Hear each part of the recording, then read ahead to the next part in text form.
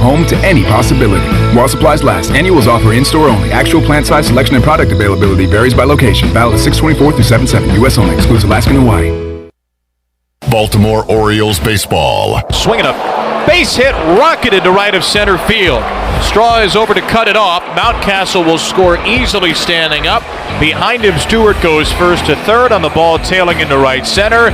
Michael Franco continues to assault Houston pitching. An RBI single for Franco, and the Orioles have a 3 spot with only 1 out recorded in the first. Catch all the O's action right here on Pirate Radio, your home of the Baltimore Orioles. Hey Pirate fans, it's time to get that yard done right with the new John Deere mower from Quality Equipment. Our premium lawn care lineup is what every homeowner needs this spring. A John Deere will change the way you mow with easy-to-use attachments, effortless steering, and intuitive controls. Right now, save up to $700 on X300, X500, and X700 series mowers. Learn more at QualityEquip.com and get quality done right. Offer ends 10/29/21. Some restrictions apply. See dealer for details.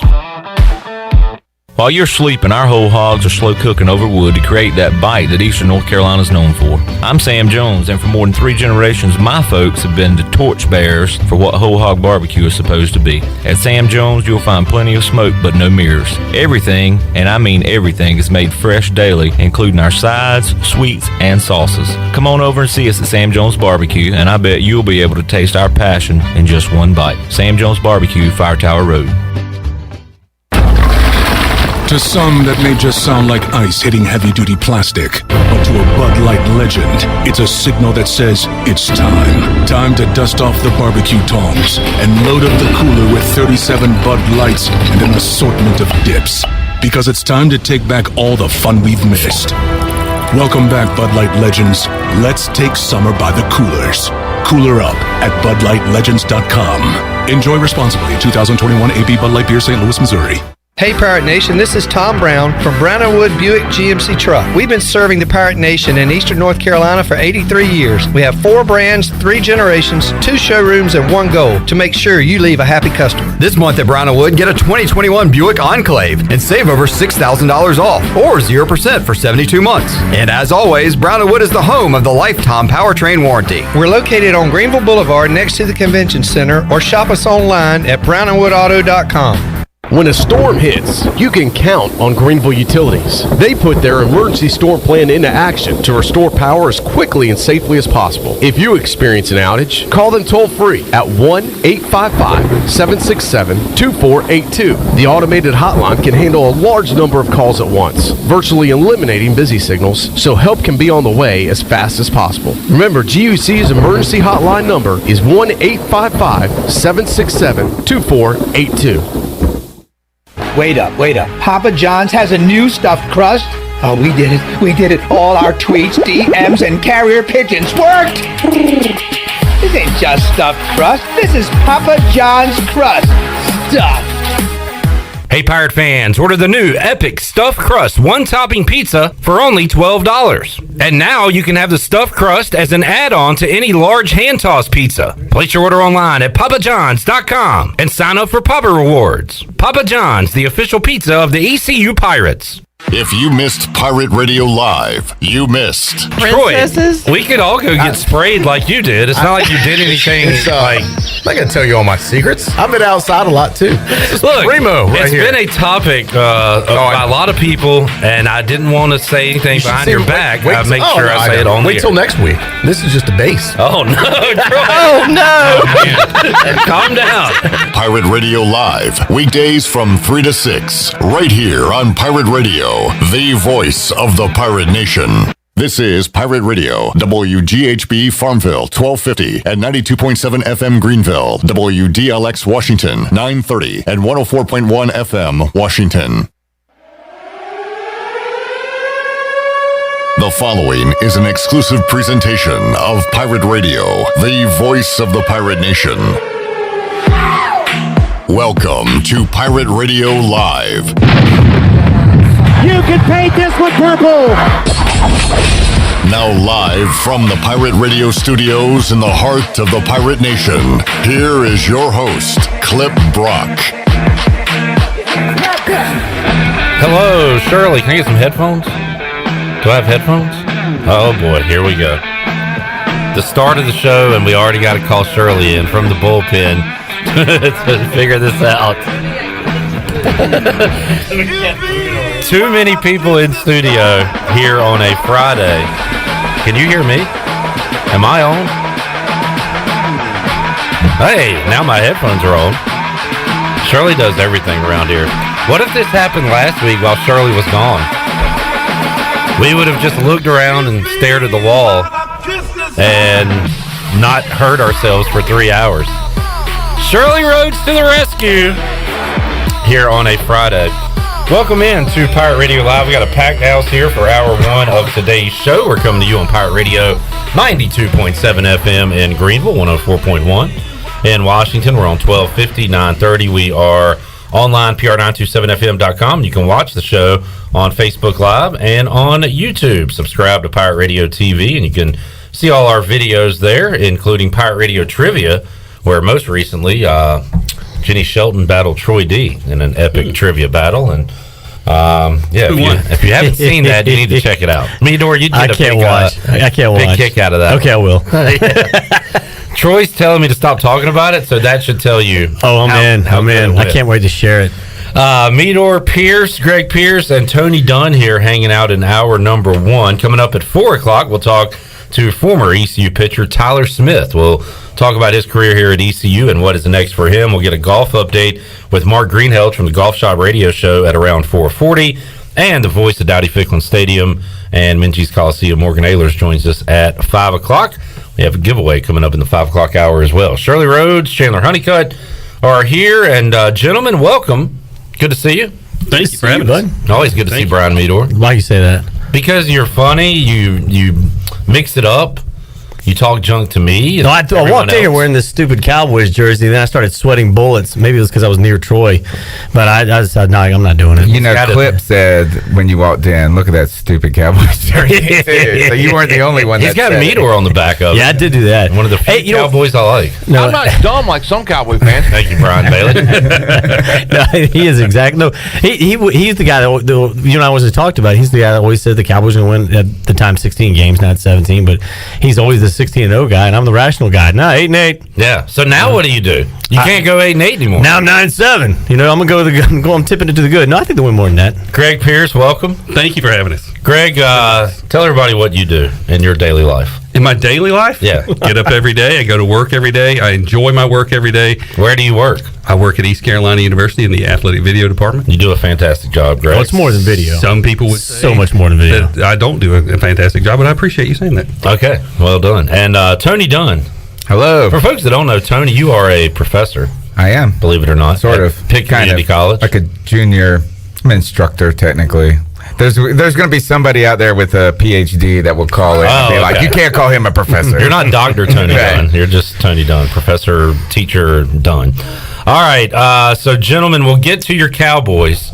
We have some Cowboys news in our rundown today. We'll do that a little bit later, but let's get to the rundown, the news of the day.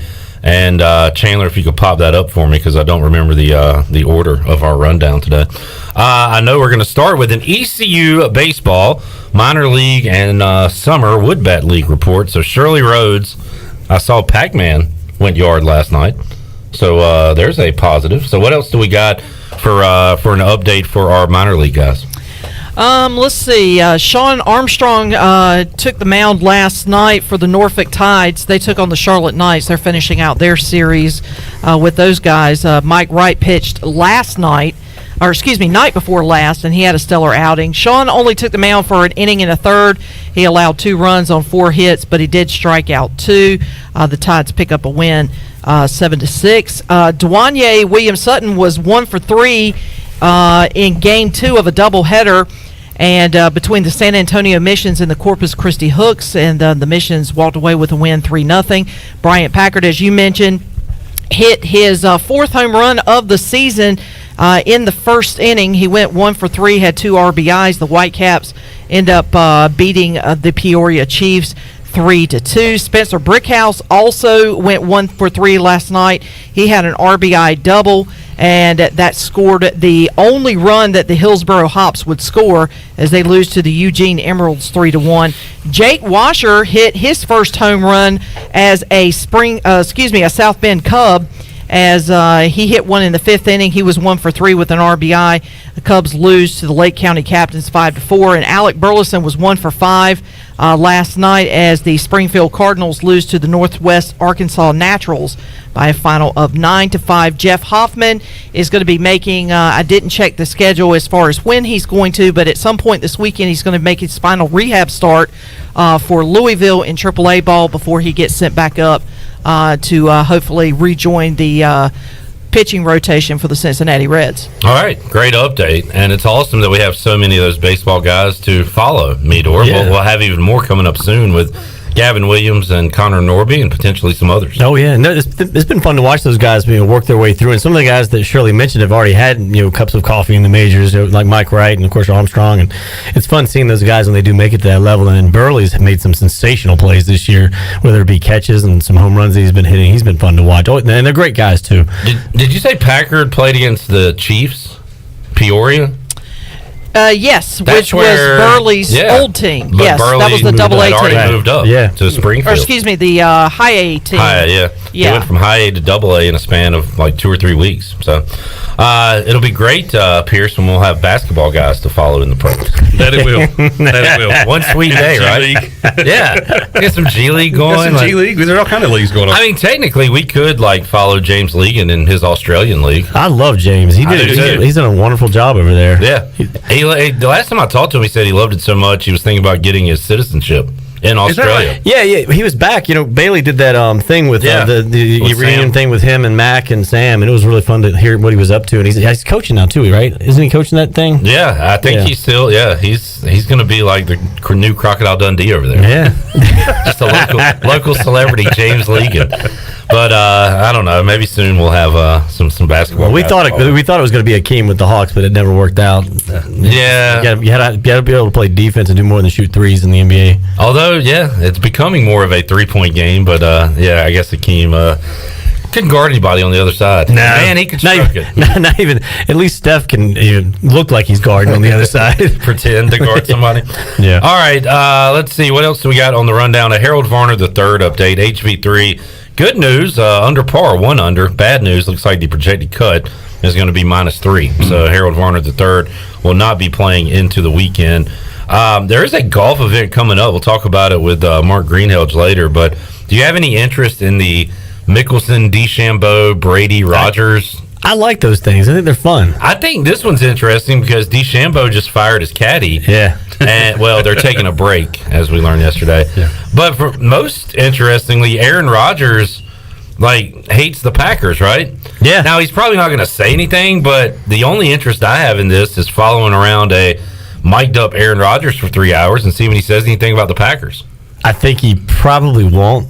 I mean...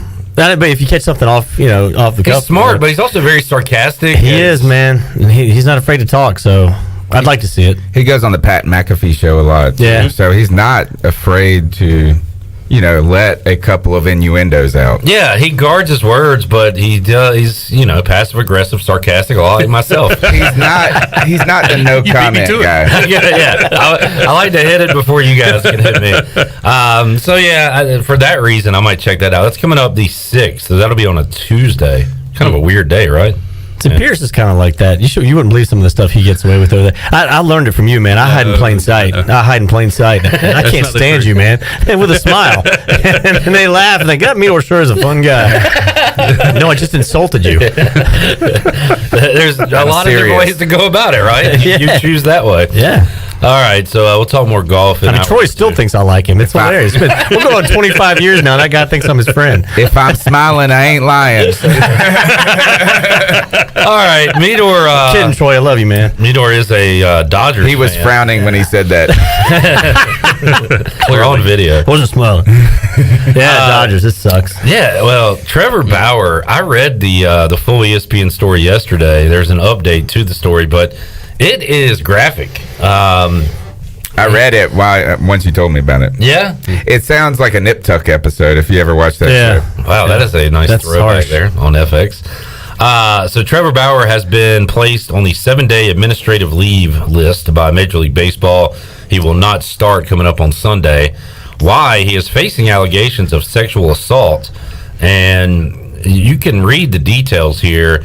It looks like, I don't even know how much I want to say on the air, but there had been apparently an agreement to some pretty rough relations between the two parties, and Bauer took it a step or 8 further. The door was cracked open and he kicked it open. Is that what you're saying? Yeah, and he went in the door. Unconscious is one of the words in the story.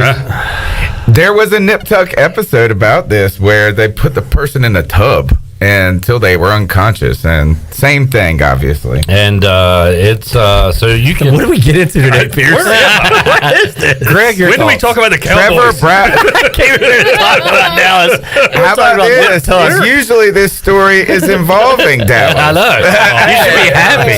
That hurts. That's fair. That's fair. Or at least a team in Texas. No, that true. Oh, nice. God. Good. Yeah. There you go. All right, we'll move to past. We'll admit that one. We'll move past this one pretty quickly. Speaking of the Dallas Cowboys, they're on Hard Knocks. Why? Ooh.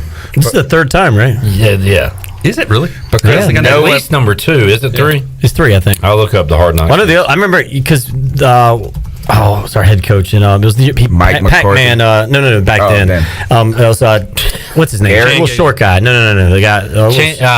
Gosh dang it! He came back as a defensive backs coach. Bumbling idiots. And remember Pac-Man pantsed him. No, it was gosh dang. He So this is before Jason Garrett. Wait, I was going to say Campo. It wasn't Campo. Mike Campo. Dave Campo. Dave Campo. Yeah. He remember Pac-Man pantsed him, and I couldn't believe it. I was like, first of all, you have no more respect for your coach than you would pants him on TV, and you couldn't believe. And they laughed about it. Yeah, it was terrible. Yeah, Campo was horrible.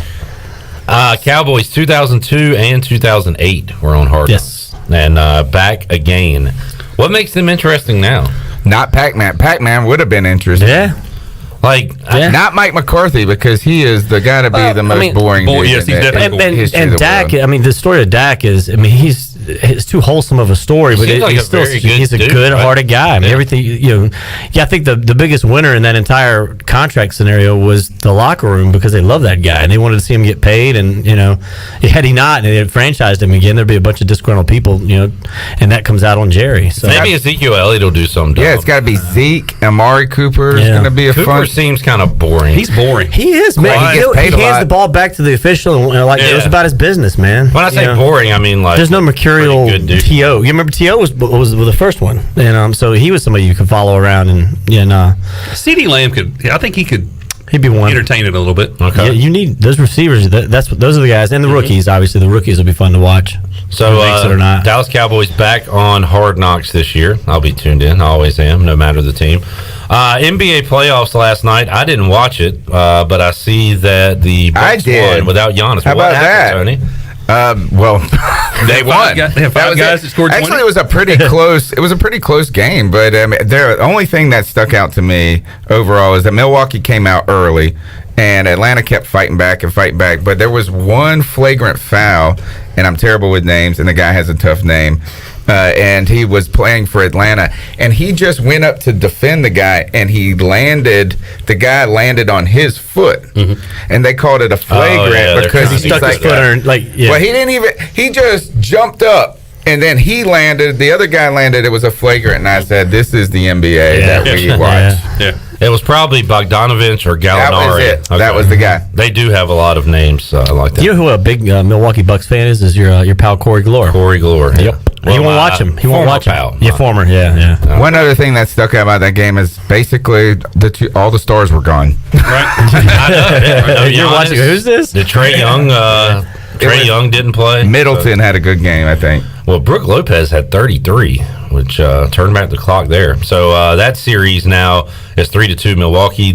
You know who else is playing? Who's in the finals in the West? Suns. All right, just seeing if you're keeping up. We're watching. Booker's been unbelievable. CP3. Yeah. And he finally won the title. Looks like he might be able to. This has got to be the least interesting final Gosh, group are you in the kidding me, history man? of basketball. It doesn't matter who comes out of it. Yeah. It's the Suns versus the Bucks or the Hawks. I'm kind of hypocritical on it too because I like new blood, new teams. That's fun. And then you turn the game on. It's like, well, be careful what you. I wish sure for. do miss the Celtics Lakers. Can LeBron sign a one-day contract and something interesting happen? So, anyway, that's where we are with the NBA playoffs.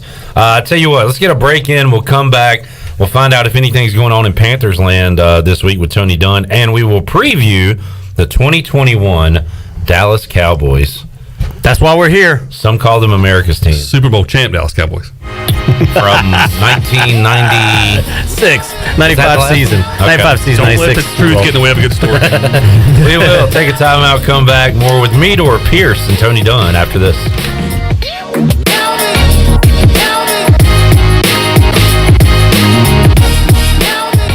Hey Pirate fans, this is Cliff Godwin. Summer is here and I want to invite your son to attend Cliff Godwin Youth Camps. We will offer 3 sessions the weeks of June 28th, July 12th, and July 26th. All camps will be held at Clark LeClaire Stadium and campers will get baseball instruction from members of the 2021 ECU baseball team. Campers will also play games and each camp ends with our famous Pirate Slip and Slide. Full day and half day sessions are offered. For more information, visit cliffgodwinbaseballcamp.com. See you there. Go Pirates. The convenience of Pitt Greenville Airport is waiting just outside your front door. Service is back, so you're connected to destinations worldwide through flights from American Airlines. Plan your next trip. Book your flights today at flypgv.com or aa.com. Ready to travel and take a trip this summer? Avoid the long check-in lines and congestion at the big airports and fly local at PGV. Fast, convenient, and close to home, PGV has recently added more American Airlines flights. Book today at aa.com. PGV, where the Pirates fly. You've worked hard to start your business and working even harder to make it successful. And that's why it's important to have a bank in your corner when you need them. This is former ECU baseball player Ashley Capps from Select Bank and Trust. And as the business world throws you curveballs, we're here to be responsive to your needs. Our team of local bankers can make local decisions and cares about you, the customer. Get the business services that are right for your business today with Select Bank and Trust. Bank local, bank select, member FDIC. The best place for delicious food and great prices is Familia. Familia has $6 lunch specials, a $10 pizza of the week, and every Thursday has $2 drafts all day. Sunday brunch is the best for food and family. Come and enjoy favorites like shrimp and grits, made-to-order omelets, French toast, and drink specials like $3 mimosas, beer mimosas, or $5 Bloody Marys. Familia, Fire Tower Road near Pitt Community College, and FamiliaNC.com. At US Cellular, we see our customers as more than just customers. They're neighbors. When you switch to US Cellular, you can get the new Samsung Galaxy S21 5G for free with no hidden requirements. As a neighbor, you deserve it. US Cellular, America's locally grown wireless. Terms apply. See uscellular.com for details. Does the idea of going to your local US Cellular store make you feel a bit uncomfortable? Tired of the hassle of waiting and wearing a mask? Let Toby Williams and his outside sales team take away that worry. They will come right to your home or office and drop your phone off on the porch or at the front desk for you. Saving you time and worry is what the team at Cellular Warehouse is all about. Call Toby today at 252-799-7051 and let them help you with all of your wireless needs. Cellular Warehouse, your local U.S. Cellular authorized agent. Hi, this is Jeff Charles for my friends at Ed Watkins Marine. I've known Ed personally for years, covering his winning performances on the football field and on NASCAR's pit road. Now Ed is winning on the water, and you get to win too. You win with awesome boat prices from Ed Watkins Marine, and of course, great service after the sale. If you're looking for a new boat, contact Ed Watkins Marine today. They will deliver anywhere. Find them online at edwatkinsmarine.com and tell them the voice sent you. Hey, O's fans, get in on great seats and fan-favorite giveaways with tickets starting as low as $15. On July 9th, be one of the first 15,000 fans, 15 and over, to receive a Mr. Trash Wheel reusable water bottle. And on July 10th, be one of the first 20,000 fans, 15 and over, to receive the Birdland Hawaiian shirt presented by Drive Easy MD and Easy Pass Maryland. It's a whole weekend of exclusive giveaways and Birdland favorites. Buy tickets today at Orioles.com/tickets. This is assistant football coach Drew Dudzik, and you're listening to Pirate Radio, the voice of the Pirate Nation.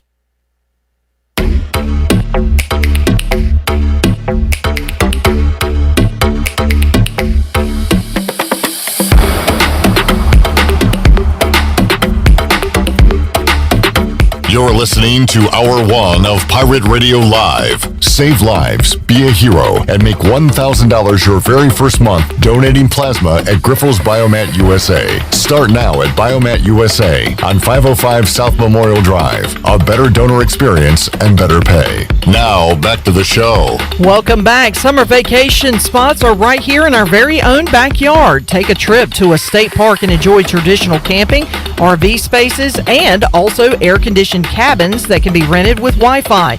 If you're by a lake, be sure to check out the opportunities to rent a canoe or kayak and get on the water. Your next adventure is right around the corner. For more information, please visit ncstateparks.gov. Now let's head back into Pirate Radio Live. Here's your host, Clip Brock. Back with you here on a Friday edition of Pirate Radio Live. Clip Brock, Tony Dunn, Brian Meador, Greg Pierce in the Pirate Radio studios. Coming up later on in the show, Tyler Smith going to join us. We'll talk about his career as a pitcher at East Carolina. That's coming up at 4 o'clock. But guys, during the summer, I like to preview every NFL team with a fan of that team. And yes, you guys are first up today. We're talking... The Cowboys are first? American. Just where we'll finish. The only time you'll be able to say that. The Cowboys are first. Again, they are America's team, although, according to my notes here, they lost to some team called the football team by a combined 66-19 last year. That's you can't call yourselves that anymore, can you? It's got to be pretty It's not trademarked. Well, I don't know. Are they going to... What's that R stand for? Is the Ron Rivera. Ron. The Rons. Ron. No, it really does show the downfall of America when America's team is as bad as the Cowboys, though. Oh, stop. No? That was, first of all, they won 6 games. They were a little better in the second half of the season with Andy Dalton, the quarterback. Don't say no anything about offensive line and 0 defense. Okay. You got the whole line back this year. You got Dak if he's healthy. First of all, the biggest addition to me is Dan Quinn. So you want to talk about defense and getting that thing right. I mean, I think that helps. You draft a linebacker with the first pick, Micah Parsons. Defense in this draft. Who is he's like an extremely talented player, but Jerry loves his guys with checkered past. Yes. So perfect fit for Dallas. That's not even close to being true. Which part? All of it. What? They did draft Micah Parsons. Only offensive guys have the troubled pass. Okay. Boy, you are really parsing words here. You had me thrown off there. I'm punching holes in your story, pal. I mean, Charles Haley and... that was a long time ago. But he won. He won with those guys. He was a winner. Yeah, he was. So, yeah, defense, is that the big... Like, you think that can get fixed? Oh, the youth of it. I mean, I'll let Pierce speak on this. Scheme-wise, I think it can be fixed. Correct. I think when you have the right person telling the right people what to do, I think you're going to fix it. What went wrong last year with the defense?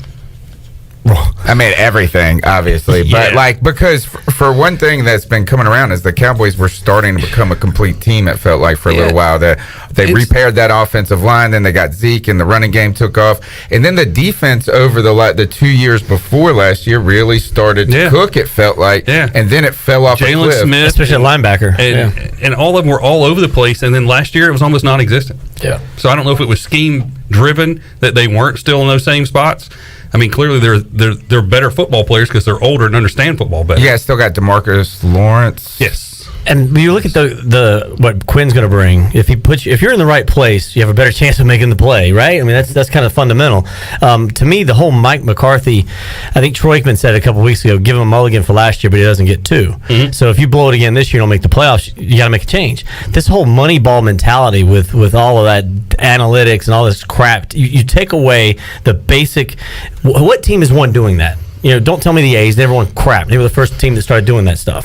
I mean, what team? Celtics never. What team has every year? I mean, the only time I can remember a team going was Phil Jackson with his triangle offense. He didn't care what he was going against. He was going to run his thing, and then it would work out. Of course, when you have Kobe and Michael before him, it's easy to do that. But when you're running like last year, how many times we're watching the game? Why is he doing this? What are you doing this for? Why you go for 2 here? Mm-hmm. Or go for 2 here? I didn't understand in his mentality so many games that I thought could have gone one way or the other, and they're questioning him afterwards. And he would always point, well, the analytics say, what about the feel of the game, man? Mm-hmm. To me, that's more important. The fake punt against Washington, where the guy runs 30 yards backwards, was about the dumbest thing I've ever seen. I don't recall it. On Didn't that, happen, right? On that note, so do you agree with Troy Aikman that he gets a mulligan? Like From last year, yeah. This year, okay no. with him No, because last year was a weird year, and Dak gets his leg snapped in half. I mean, if he's in the offensive line, if Dallas for the last 10 years has had one of the better offensive lines in the league, and then you go from that to having second and third string guys. So if the line's healthy, which it should be, and you've got Quinn back there, hopefully helping out the defense a little bit, you don't get a mulligan again. Well, I'm thinking about Washington, all the defensive linemen they've drafted in the last 4 or 5 years. Dallas did that in the early 2010s. They just started drafting great linemen. Right. Yeah. Well, where are they at now with that though? Because some teams are gone. They're on other teams. Yeah. And your center retired, right? Yes. Travis Frederick. But they still got, you guys got Lyle Collins. Lyle, What yeah. you say? Yeah, and Tyron Smith will be he's a back. stud. Right. So you got your tackles there. Yeah. Or is Collins a tackle or guard? He's a guard because he isn't. Well, no, he's tackle now. He's tackle now. So you've got your tackles. Both sides are covered. Connors. So okay, the line holds up, but what about Dak? Brian, you're not a huge Dak. No, I was a fan. I told you I love Dak, and I hope he becomes what everybody's. Well, not what he's being paid to be. You're not a huge Dak contract fan. No, I just didn't. But you couldn't franchise him again because then you're screwing yourself with the salary cap, and next year would have been even crazier, 50-something million if you decide to do that again. So I was okay with letting him walk or trading him as a possibility. Let somebody else sign him to a long contract, and then who knows who might be out there. Aaron Rodgers all of a sudden. To me, Andy Dalton played well enough to win games at the end of the year. If you remember, he was running around like crazy with the offensive line. But if you remember those last few games, he was playing well. He wasn't playing horrible. So a guy like that can win you some games. I was okay with letting Dak walk because I don't see enough around him to win a Super Bowl anyway. So why not, a year or two from now? He was a 4th-round draft pick for crying out loud. You develop somebody. You like your O-line, and you have a bevy of receivers, right? It sounds like you do have enough around him. Do you? I don't know. I mean, but do you give him it? But he didn't just get Super Bowl quarterback money. He got Super Bowl MVP money. Yeah. I mean, he's the second highest paid player in the league. He just got the most recent quarterback money. Right. Is really what he got. Because Russell Wilson's going, That's just how it happens. And then the next guy's going to be like that, and the next guy's going to be 100% like that. right. But he still got paid top dollar for someone who hasn't. First of all, he's injured, and someone who has not won what we think he should. I mean, that was the really tricky part too. He got his deal while being hurt, and everybody thought, "Wow, worst timing ever." This is what really surprised me about this. All the signals kind of said that Dak and the Cowboys were going different ways because they just couldn't meet in the negotiating table. He was asking while he was healthy. Then they were franchising him, and it started to get a little bit more public. And then when the injury happened, I thought, now this is the Cowboys' opportunity the time to get rid of to walk away easily. 100% right. Then they doubled down. So maybe that's the typical Jerry Jones move right there. I was talking to Greg on the way over here. The one thing about it that I as a guy who didn't want to see a huge contract given to him was the length. And so if he does shine and become this star that they think he can be, or they're paying him for the next 4 years to be, then he's worthy of another big contract, and then he's going to be set up really good. But, that's the only thing that I saw being a silver lining for the Cowboys, because I couldn't believe they gave him that money. And it's only for 4 years. That's what I said. That's why, the length of the contract. Well, as someone who's a Panthers fan right now, the one thing you should be happy about is you got a guy that you think can be the guy. Right? And the hardest part in the NFL is to not have a quarterback that you know. I know my teams in the NFL can actually say that. I know my guy can't be the guy. He's proven that. Tony's guy looks like he won't be the guy, but Sam Darnold's still young. Your guy has been the guy for every team in the league. It's just it stops in week 16. He's been 3 games. He's the guy. He's been a guy, but not the guy. Oh yeah, he's going to have a roller coaster. We know that. This looks familiar to the 2020 Panthers draft, Tony. You mentioned they went defense, Meador.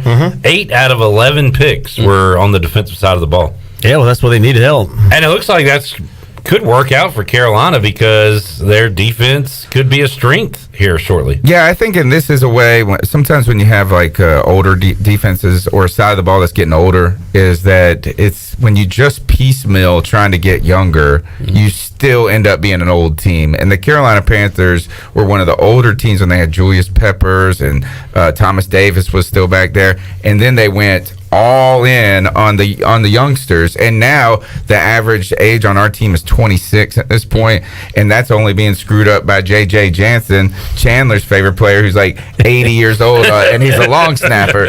But everyone is like 20. Dang, Sam Darnold is younger than Zach Wilson, so maybe that's what you guys are trying to do, is get speed and youth on that defense. I'm interested what you guys think about Micah Parsons, because like Clip said, there's a lot of talent there, and what we call the, when the measurables are just insane, but at the same time on tape there's a lot of inconsistencies. He's going to have to learn how to harness that talent and to make it consistent. How do you think the learning curve is going to be for a guy like Micah Parsons? I really wish that Sean Lee hadn't retired, just so he could help be him, there just to be in the teach building. him, Right. to teach him how to be a linebacker. But his upside makes me excited about what he can bring to the Cowboys. Maybe Dan Quinn's experience with great linebackers too is going to help. That's a great point. Now, like I said, the biggest addition to me in the offseason was him, and we'll see if that translates to coaching these guys. I don't know. I was going to ask where was Quinn last year, but he was still a head coach. He had just been talked about being fired for so long. I assumed he was already fired. Strangely, Atlanta never had a great defense with him, though. The first year, when they went to the Super Bowl, they were pretty darn good. When he came in. Feels like that happens a lot. Like Vrabel right now in Tennessee. That's a great one. Yeah, can't stop anybody. But, sometimes that's the great offense doesn't help your defense out, because some of these Cowboys defenses over the years were better than they actually were. When it came time to get a stop, you got one, but they were giving up points because it's a track meet. Yeah. You get tired. The defenses get gas playing like that, too. Sure do, man. Brian Meador, Greg Pierce here inside the Pirate Radio studios.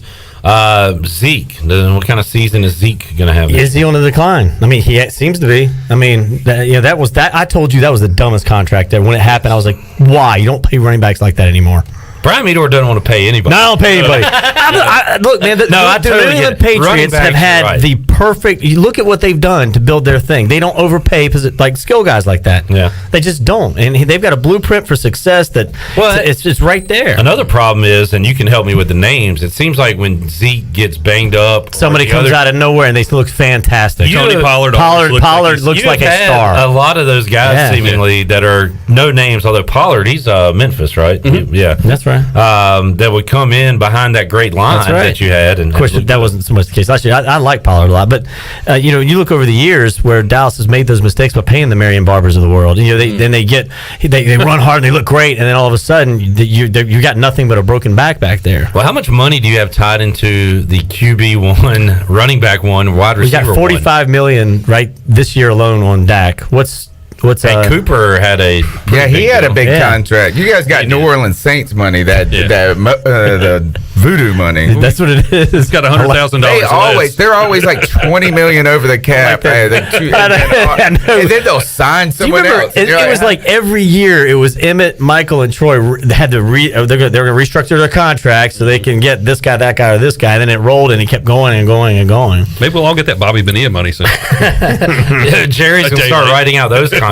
Hey, I'll be dead anyway. We'll pay you in 2052. 30-year contracts. Let's go. Your receiving core is the most fantastic. talented. I love it. I mean, threesome in the league. Oh, come on. Let me hear the names. Come on, Michael Gallup, Cooper, Lamb, Gallup. Who's better? Threesome. How about? Oh, you were saying yes. Well, Tampa's got Mike Evans. They've got. Help me out with the Tampa's receivers. Oh, Evans, Godwin. Godwin, the guy that's always hurt. Yeah. Every time he's on TV, I go, and then they got that. God, is he hurting how about the Panthers? No, not the Panthers. DJ Moore, Robbie Anderson. No. Before last year, I'd say the Falcons had some names, but nah. I mean, they might be. Yeah, this is more. I bet you DJ Moore had a better season than every receiver on that team last year. He said threesome. Yeah, but you went no as soon as I said DJ Moore. I know because I know the other guy. The problem is I don't know the other guy. I didn't know the third one. That's the problem. Yeah. So they're up there. I'm not going to argue that. Now, tight end. Do you like Dalton Schultz? Yeah. I mean, it's flashes of brilliance, but he got hurt early last year, and I mean, he makes some catches. The problem is they've had He's not Jason Witten. Well, since my whole life they've had Witten, Novacek. Like they've had the same. It's so two guys, hard looking basically. at Witten in that Raiders uniform. Y'all man. can't I cut. hated You that. guys can't cut Ezekiel Elliott until 2023 without. What's that contract? What is it? 36. What this year? Yeah, this year. The cap number against. Oh, it's only 13 million this year. Okay. It's 107 but total. But if they were to cut him, then if all they that. cut him, he gets 36. It's 37 million dead money this year. 23 in 2023 they can cut him and actually save money. Okay. The thing about Ezekiel Elliott is I feel like he's just a little too one note for me to be that type of back. And we've had this discussion a lot on my podcast about when we paid Christian McCaffrey, and there's a strong sentiment or group or contingent of people that say, look, you said you just can't, you don't need to pay running backs this, even Christian McCaffrey. And then for the other side, our argument is we understand the analytics of that, and running backs are not as important statistically as maybe they used to be, but these guys aren't just your prototypical running back. The Alvin Kamara's, the receiving Christian the ball. McCaffrey. Right, and so that's the other layer to this, and I think that was a lot of the trepidation in signing Derrick Henry for a while. He just doesn't get hurt. He runs like Marion Barber. Yeah, Derrick Henry, upright, standing straight up. Yeah, those. What is that Steve Logan used to say about Leonard Henry? He said in the third quarter, those defensive backs, those safeties coming up for run stop help aren't getting there as fast because it hurts when you get there. Yeah, because he runs so hard. Let's get a break. We'll come back. We'll look around the division and ask Meador and Pierce where they stack up, the Cowboys, and who they're nervous about. You already heard. Nervous about your defensive line. Hey, thank you. He walked in. First thing he says, "I'm really worried about those Redskins at D lines." What he said. You worried about Ryan Fitzmagic? Yeah. I'm worried about that defensive line. All right, we'll take a time out. Come back more with these guys after this.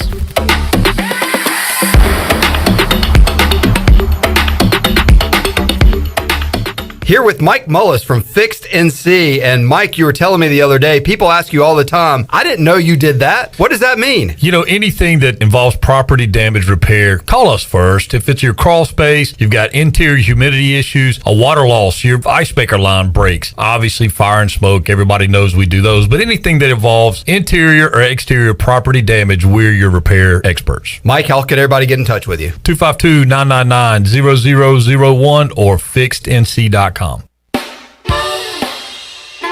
Weekends are made for AJ McMurphy's.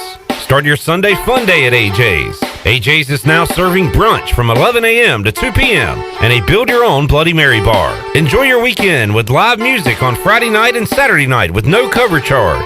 And you can catch all of the MLB and ECU baseball action on AJ's TVs. See you this weekend at AJ McMurphy's, Turnberry Square at Bell's Fork, and on Facebook, Instagram, and Snapchat. Save lives, be a hero, and make $1,000 your very first month donating plasma at Grifols Biomat USA. At Grifols, it adds up fast. New donors can earn up to $1,000 in your very first month. It's the easiest way to make extra money. Start now at Biomat USA, 505 South Memorial Drive, Greenville. Find your donor center at grifolsplasma.com. Make up to $1,000 in a month and save lives now at Grifols Biomat USA. A better donor experience and better pay. Great food, great atmosphere, and great service is Attavola Market Cafe. Attavola is simply a restaurant that focuses on that, being a great restaurant. There's something for everyone at Attavola. The menu offers a variety of great choices like pastas, pizzas, sandwiches, soups, salads, and seasonal rotating selections. Lunch or dinner, Attavola is always the right call. Call ahead and get Attavola to go, or stop by the bar for a drink with friends. It's simple. Come and eat at Attavola Market Cafe, Red Banks Road next to Food Lion, and AttavolaMarket.com. Attavola, pirates supporting pirates. Bostic Sugg Furniture in Greenville has been serving eastern North Carolina since 1937 and been a proud member of the Pirate Club for over 45 years. We offer top-name brands featuring Lazy Boy, Kincaid, Rowe, as well as a large selection of furniture made in America. Our factory-trained sales staff has over 100 years of experience and offers free in-home design service. Visit our website, BosticSugg.com, to shop 24 hours a day and follow us on Facebook for unique special offers. Compare, and you will discover why eastern North Carolina has been coming to Bostic Sugg Furniture for over 70 years. There's no better time to drive away with a quality pre-owned car, truck, or SUV from Greenville Auto World. Greenville Auto World is your authorized rough country dealer. We specialize in lift and leveling kits along with custom wheel packages. Whether you're looking for ground clearance or enhancing the appearance of your vehicle, trust our team for your off-road experience. Greenville Auto World, 3840 South Charles Boulevard, across from Hardee's at Bell's Fork, or online at greenvilleautoworld.net. Do you find yourself hungry, but looking for some new and different options? Then the Bodega Market Cafe in Uptown Greenville is for you. They offer a full-service menu featuring breakfast, lunch, and dinner, also with a variety of unique vegan selections. Dine in or sit outside in their great outdoor dining area. Plus, they're always ready for pickup or delivery. Open 24/7 for your convenience. The Bodega Market Cafe, located in Uptown Greenville, across from the BB&T. Do you suffer from pain, anxiety, or sleeping issues? Eastern Healthcare has a solution for you. Eastern Healthcare is the premier CBD store with retailer quality products to help with any ailment you might have. They carry nationally recognized brands such as Curative's Delta 8, CBD Distillery, and Charlotte's Web with a wide variety of delivery systems. This is Adam from Eastern Healthcare. Come visit our store at 2245 Stantonburg Road across from Vidant Hospital or call 227-4199. Eastern Healthcare. Wellness starts here. This is Big John Williams, strength and conditioning coach for East Carolina football, and you're listening to Pirate Radio, the voice of the Pirate Nation.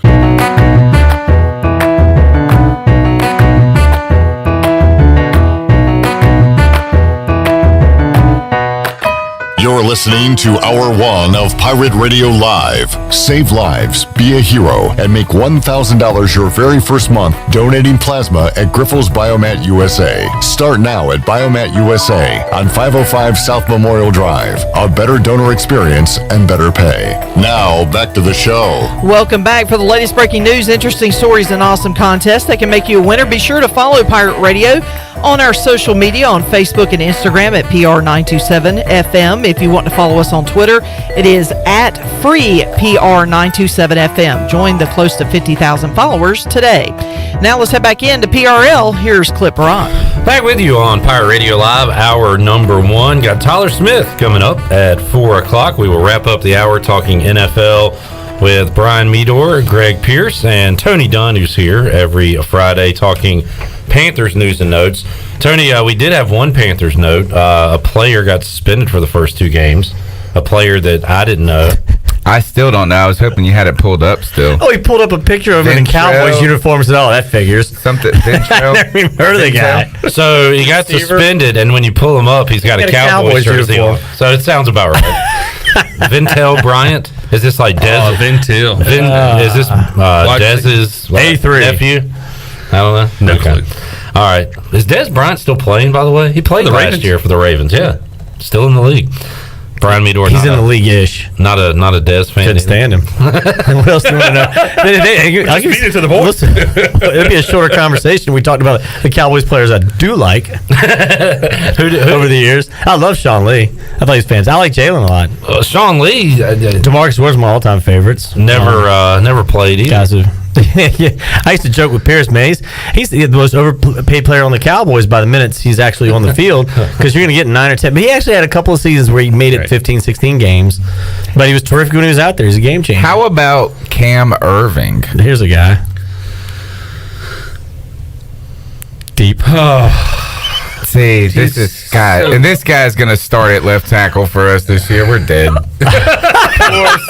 If that's the way he responds. My goodness.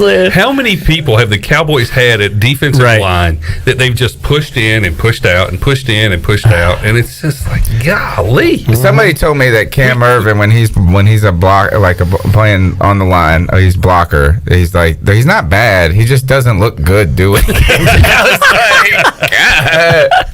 He's like flailing around. We're still going to keep Randy Gregory around for whatever reason. I haven't figured that one out yet. All right. Well, how about let's look around the division. There is one team. Let's not. Oh, don't you guys got Alton Smith still, right? He's what are you getting ready to do? No, is he gone? Yeah. Oh, he went to like Seattle. Comparing.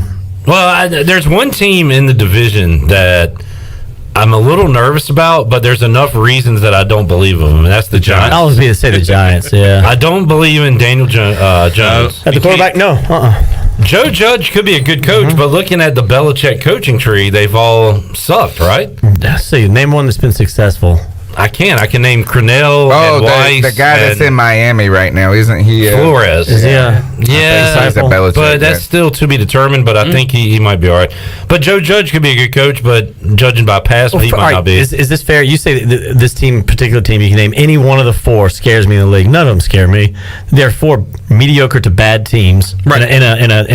This year applies to the NFC least moniker. I mean, to me, this league, just like last year, 7-9. Last year, you had to host the playoff. What? Come on, man! Yep. You should right out of the gate. You don't have a 500 record, yeah. It's gonna be a similar thing this year. You're gonna have a team that could go 10-7, 9-8, and run away with the division. There's win it by 4 games. There's significant talent on all these teams, except for maybe the Eagles. Yeah, and that depends on what. Do you see any two teams in this league winning, being above 500? After what we saw last year, I could see the Cowboys. I could see Dallas and Washington I think Dallas will being 9-8. Okay, the one good thing about it is Dallas, the opponents they play this year, second easiest schedule in the NFL based on wins from last year. It was second or last depending on who you're looking at, what you're using as your gauge. But total wins last year and teams played, Dallas has the second easiest schedule this year. That right there, okay. But you know how the NFL is. Yeah. Tampa Bay goes 7-9, they win the Super Bowl. Guess who's got the third easiest schedule? Washington football team. Fourth easiest. Panthers. Well, you said the Giants. Because they play each other. Yeah, that's right. That's right. Hey, if you're Cowboys know that like every year they're the odds-on favorite to win, and with a healthy Dak, maybe they should be because they've got the best quarterback in the division. You can't argue that. Can't argue that. When healthy. So is John Fossil? Is that the son? Because Jim Fossil just passed away, right? Yeah. Are you asking if that's the dead guy? That's the son, right? Yeah. Jim Fossil passed away. Okay. And John is the special teams. That's the dead guy. It's like, whoa, wait a minute. The special teams have been playing. I don't know. Is this another episode of Nip Tuck? And I'm just special. It brings a new. Was there any talk last year of Kellen Moore going in a game as coach? That's all the quarterback actually playing. Yeah, he probably could have. Player coach. That's one guy that's really came out of this whole thing smelling like a rose. I don't understand the love of Kellen Moore yet, but is he the offensive coordinator? Was his first year last year? His quarterback's coach then OC last year. Was when he got the promotion, right? Yeah. Well, y'all did put up like 50 in the first 4 games of the season, and gave up 51. Exactly. I mean, you look at these scores from the. You guys had a boring one against the Rams. Yeah, if you're a betting guy, you're taking the overs early on. But after that, you played in some absolute track meets, and let me pull it up real quick. Dak was throwing up. I mean, I had him on my fantasy team, and I was undefeated until he got hurt. 40-39, 38-31, 49-38, 37-34. If nothing else, it was entertaining for you guys. Yeah, and then Dak got hurt. Yeah, and then it went down a little bit. Yeah. 10 points the next week. Is Andy Dalton still? No, he is. He moved on for the Bears. That's right. Yeah. Who's your backup? That's the end of his career. Gilbert. When did it start again? Garrett Gilbert. Hey, man, come on. He had some good years. The Red Rocket. He had some decent years. And man, what an embarrassing nickname that is. It is. It really is. Sorry. He tried to make big red stick, but it just didn't. No. Cowboys. Anything else before we move on? Give you some wins. What do you think? Dallas. Oh, you want to do predictions here? Yeah. All right. I thought we were going around the. Are we not going around the NFC East? Well, we kind of did. You didn't speak up. I know, but I just wanted to make sure that you heard the words that were going to come out of my mouth. I'm scared of your defensive line. Thank you once again. So is the rest of the world. So that's where all their talent's at. But you know who's scared of our defensive line? Washington's offensive line. Practice that has to face them every day. And they can't even get a playoff. Maybe that'll help. I don't know. Our O-line stinks. Maybe they've got a confidence problem. Because they're getting whooped every day. They get beat every day. But that's Ron Rivera, right, Tony? He puts all the focus onto the defensive side of the ball, ignores the offense. I mean, and then he cuts all his good offensive linemen.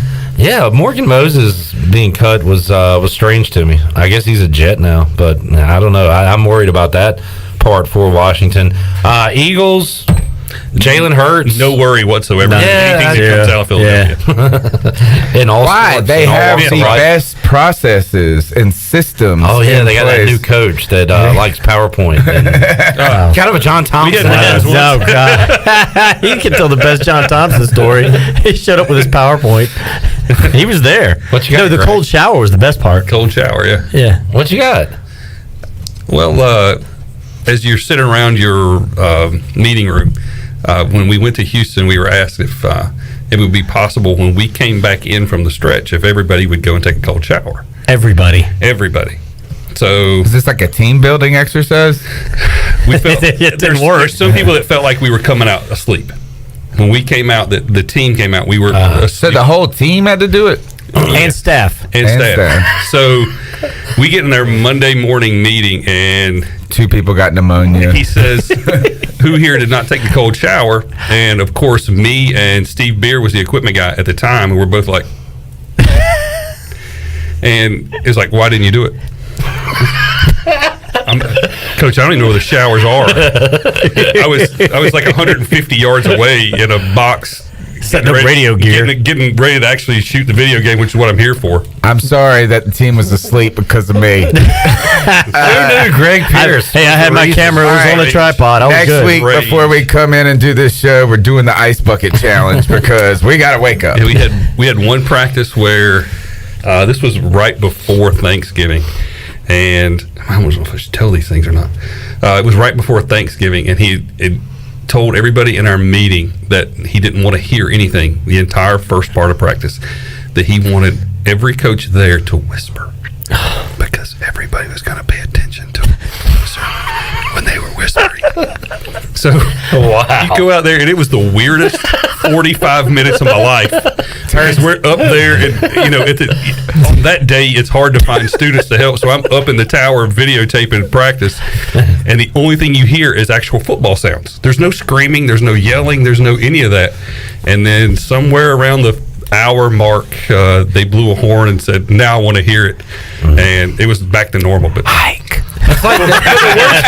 the worst part about this whole story was we had an old scissor lift that we called it Old Purple, because that thing was older than me when I first got here, and it once every 2 weeks it wouldn't start. So Mark Yellock was the video GA at the time, and he is over there the entire quiet practice. Nobody's going to say a word to Mark. Every 10 seconds, he's like, that's the only thing you hear. And then, like 3 plays left to go in the practice. It's turns out John Thompson just had a massive hangover, and he was like, "We got to be quiet today." That's what it was. That was where they got the idea for A Quiet Place, the movie. People forget that. You guys open up against the Bucks. Yeah, Tampa Bay, September 9th, is it? What about this easy you got schedule? The Thursday night. Is that the Thursday? I believe so. Okay. Yeah. They're not home until week 3, I think. The Hall of Fame is this year. Drew Pearson will be inducted into the Hall of Fame. His favorite player. Drew Pearson, was he the guy screaming about? Yes. Was that the draft? Mm-hmm. Yeah, that's right. That was great. He got them all good and fired up. And now everybody's tried to kind of copy that, but Pearson, I think, Pearson set the bar so high. That was great. You can't copy that. Great guy, too. Is he the old? That's what I was about to ask. Yep. And, of course, Des Bryant, the real 88. Oh, man.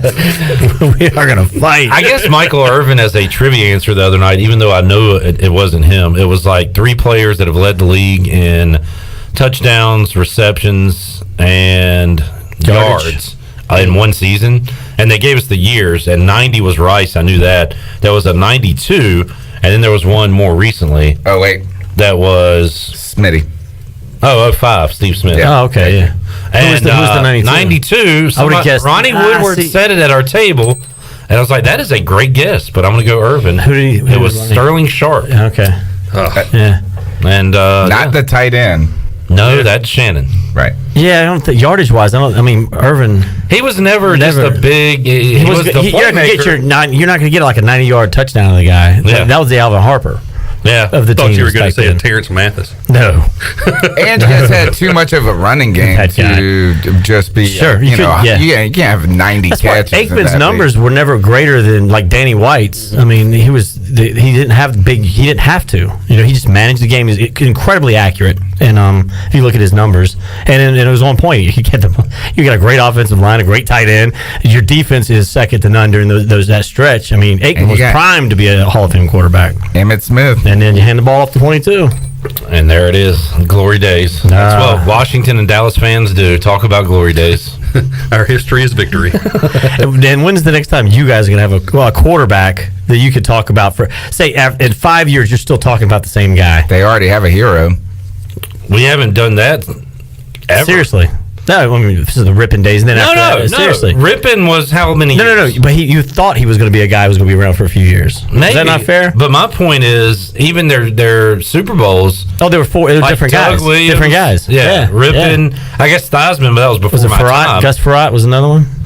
He was there for Gus a while, forgot, but he didn't do anything. But no, the years they've made the playoffs, they've had Brad Johnson, who played for a different team before that. Yeah, he was back into his career. Mark Brunell played for a different team before that. Sure. RG3 got there. Kirk Cousins got there. And then the year they had Jason Campbell / Todd Collins. Todd Collins started a playoff game. This brings me back to my point: is it's a good thing to have a quarterback, right? It just stinks to be a team without a quarterback. It's been so long since you guys have had one. Yeah, and now, so what do we got to do? Pay a guy $100 million? Overpay a guy. Overpay a guy. Got to overpay it. We can get that way. Oh, it's going to be a lot. It's going to be $600 or $700 million by the time you guys actually have the chance to sign a great one. It's pretty depressing to not have that QB. And Tony's whole Panthers life was, Delone was there, I guess, but then you had the Cam era. It was wonderful. And it's sad times when you don't have that QB1. So, anyway. All right. What's going on at ECU, fellas? Hey, ask him, man. He's the boss. What do we got, Greg? Well, we're going to sell some season tickets to football.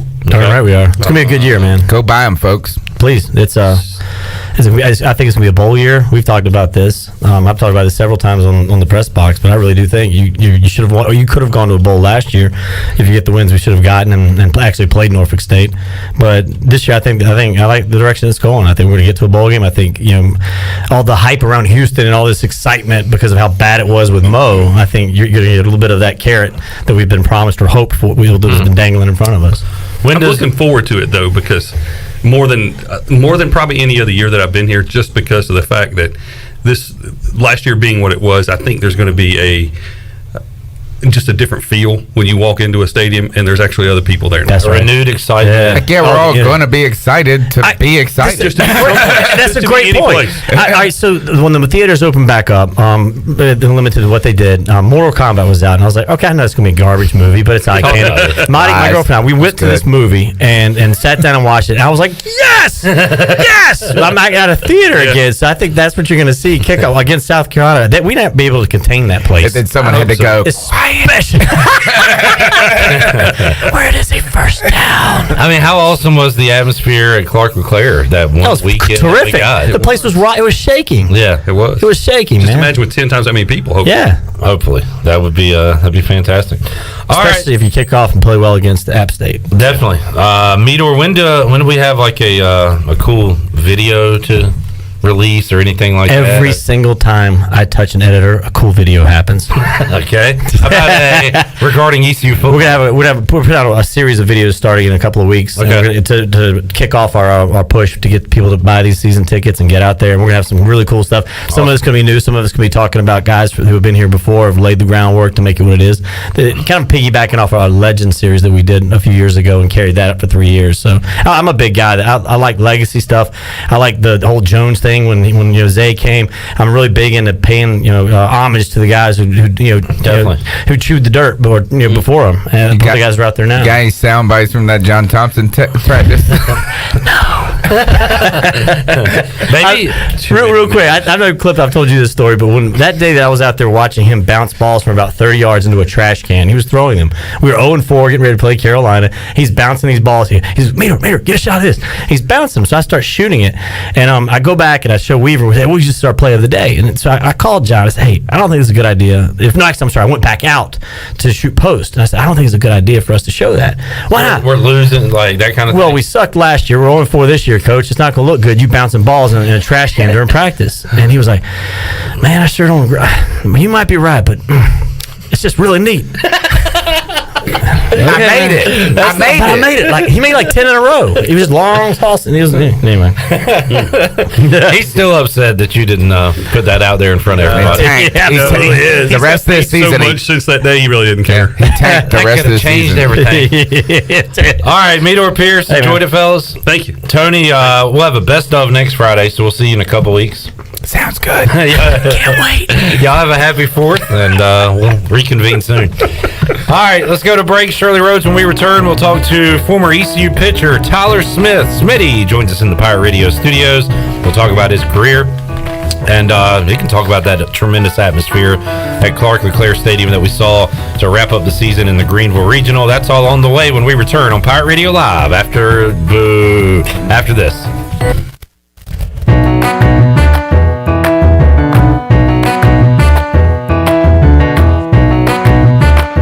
Alone, chicken, onions, peppers, and cheese have potential.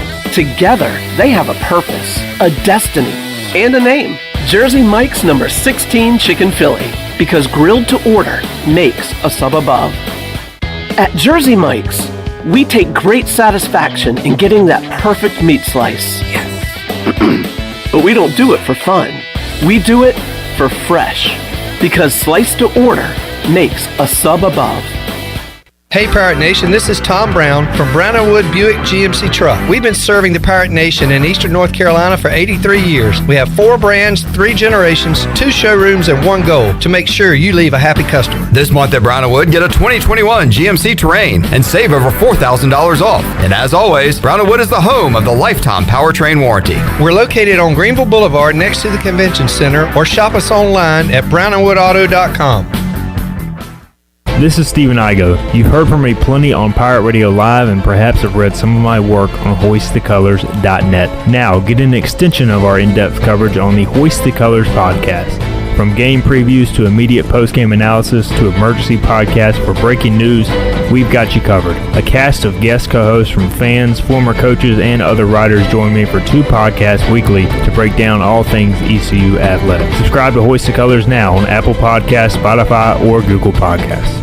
Hey, Troy D here for my friends at Villa Verde. If you know me, you know I love being outside, but finding a good place to eat outside can sometimes be tough. Well, our pals at Villa Verde have fixed that. Not only does Villa Verde have awesome, unique, one-of-a-kind dishes here in Greenville, they also have a brand new outside dining area. And this outside area is sweet. It's covered, you're in the shade, and cooling fans are on. Enjoy the comfort and relaxation of dining outside with our friends at Villa Verde. Villa Verde on 10th Street, a platform for good. This is Dr. Phil Perdue with Orthopedics East and Sports Medicine Center. My colleagues and I recognize how difficult this time is for everyone in our community. We continue to see patients during the week while taking precautions to keep everyone safe. Our extended care clinic is now open on Saturdays and Sundays from 10 a.m. to 2 p.m., so you can avoid the emergency department for your urgent orthopedic care. For more information, please contact us at 757-2663 or visit our website at orthoeast.com. Ahoy, mateys! It's Captain Jack Spare of R&R Tire Express. We're here to serve our pirate community by offering easy payments for easy ownership. For you landlubbers, R&R will install a new set of tires for just $20. $50 installs new custom wheels and tires. To learn more about R&R, stop by 3920 US 264 or rnrtires.com. This is East Carolina head football coach Mike Houston, and I'm proud to announce that our ladies clinic is back this summer on July the 30th. This evening will provide a behind-the-scenes look at ECU football and a chance to meet the players, coaches, and their families. The evening will end with an entertaining dinner and social. Sign up today at MikeHoustonFootballCampsLLC.com. We look forward to seeing you there. Go Pirates!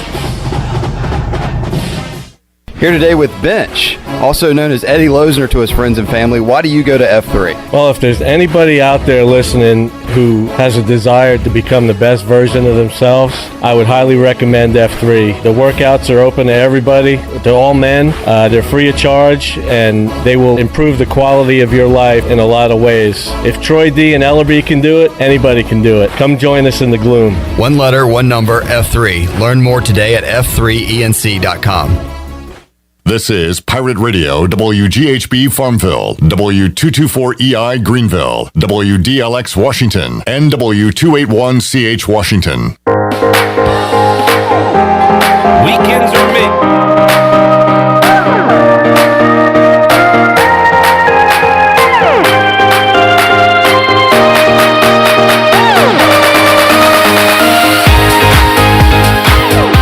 You're listening to Hour 2 of Pirate Radio Live. Do you need custom t-shirts, apparel, or promotional items for your business, organization, or event? Keep it local. Print it local with University Sportswear. Contact them today at universitysportswearenc.com. Now, back to the show. Welcome back. The Tarboro River Bandits are back. Come experience the best collegiate baseball around this summer. Only 20 minutes from Greenville, the Tarboro River Bandits have a beautiful stadium, a family and kid-friendly atmosphere, great food, and drink specials, plus the coldest beer in the East. For more information or to purchase tickets, visit TarboroRiverBandits.com. Now let's head back in to Pirate Radio Live. Here's your host, Clip Rock. All right, welcome back into hour number 2 of Pirate Radio Live here on a Friday. We will make you a winner coming up later on this hour. This show. We'll do it in hour 3. Got a Domino's Pizza to give away here on a Getaway Friday. Chandler Honeycutt, Shirley Rhodes alongside. And joining me in the Pirate Radio studios is former ECU pitcher Tyler Smith. And we have to say former now. It's weird to say Smitty, but welcome to the show, first of all, and appreciate you being here. Yes, sir. Thank you for having me on today. And you're kind of thanking me for coming on, too, because you said you were bored, right? Oh, yeah. Nothing to do now.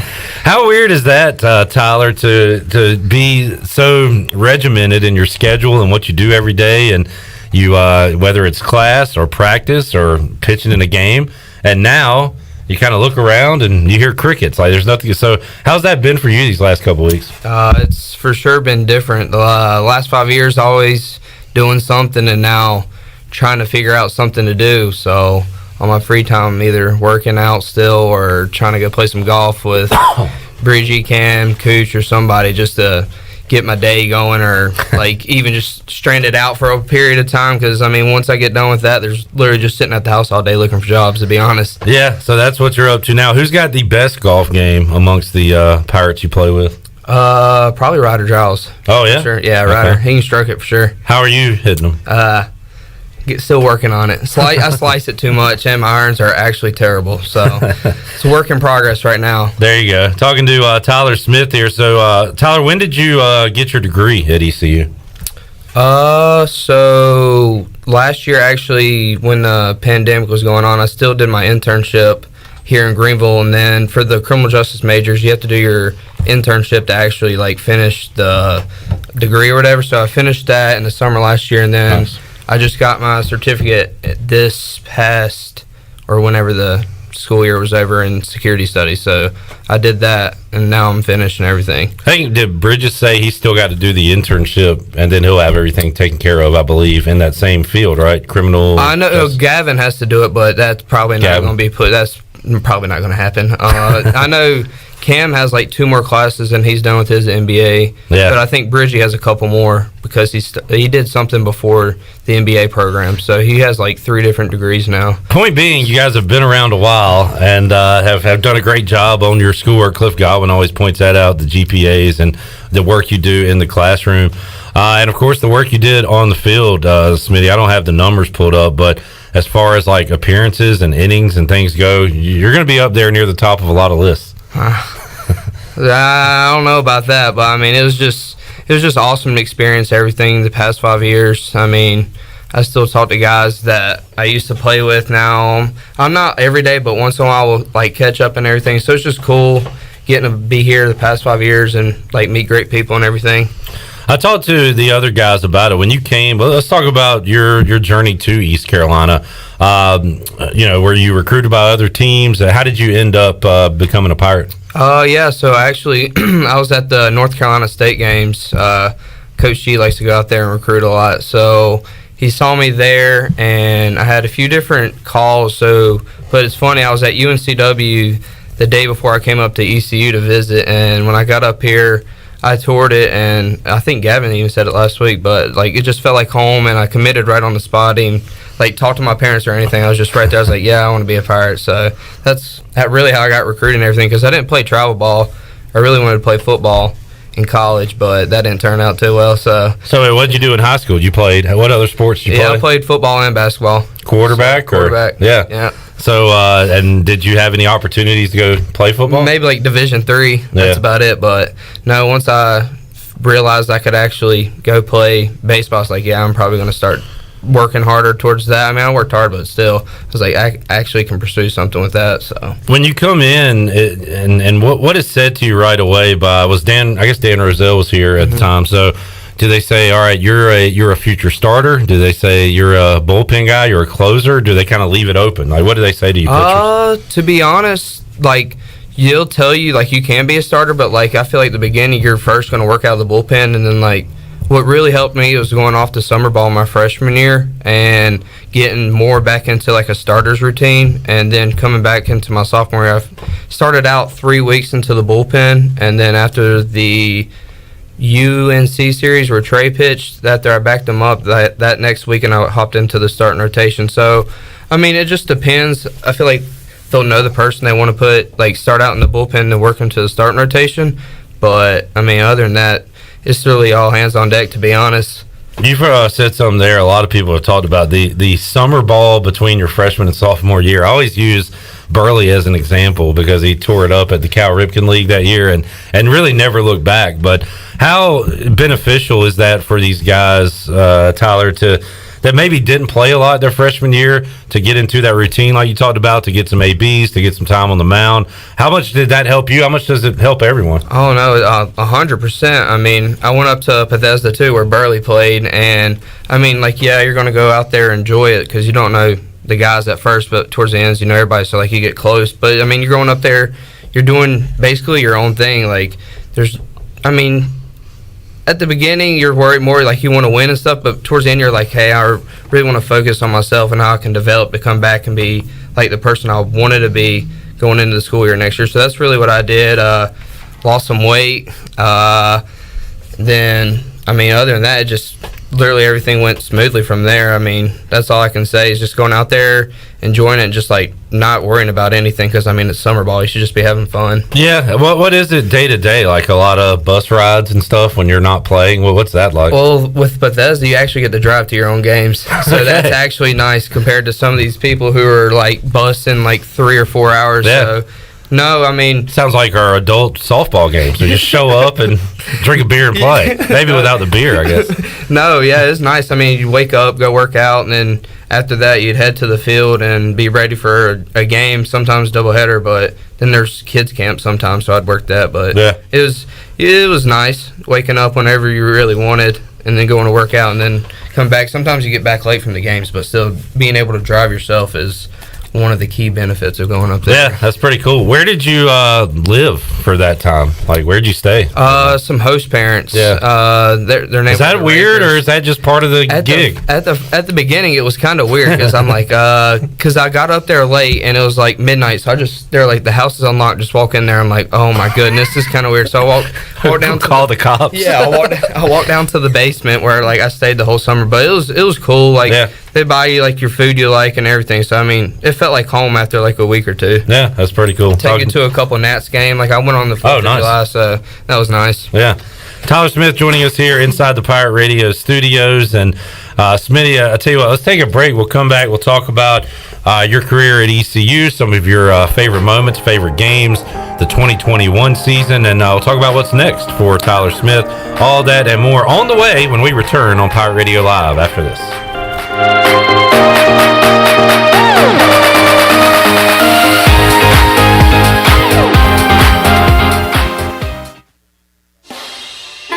Weekends are made for AJ McMurphy's. Start your Sunday fun day at AJ's. AJ's is now serving brunch from 11 a.m. to 2 p.m. and a build-your-own Bloody Mary bar. Enjoy your weekend with live music on Friday night and Saturday night with no cover charge. And you can catch all of the MLB and ECU baseball action on AJ's TVs. See you this weekend at AJ McMurphy's, Turnberry Square at Bells Fork, and on Facebook, Instagram, and Snapchat. White Claw Hard Seltzer. A wave of refreshment. Crafted using our unique Brew Pure process. Made pure. Nothing tastes like White Claw Hard Seltzer. White Claw Hard Seltzer. Available in 5 fruit flavors, 2 grams of carbs, gluten-free, and 100 calories. Find it at whiteclaw.com. White Claw Hard Seltzer. Nothing tastes quite like it. Proudly distributed by Coastal Beverage. Please drink responsibly. Chico's Mexican Restaurant is the home of the best margaritas. Grab your amigos and head to Chico's every Tuesday for the Gulp of Mexico. A huge 46-ounce lime margarita for only $6.99. On Thursdays, relax and enjoy half-price pitchers of Chico's house margaritas. Choose from lime, strawberry, blood orange, raspberry, or peach. For Mexican food and fun, it's got to be Chico's in downtown Greenville, and now available through DoorDash, featuring a half-gallon of the famous margarita mix to go for only $9.99. Chico's, where the fiesta never ends.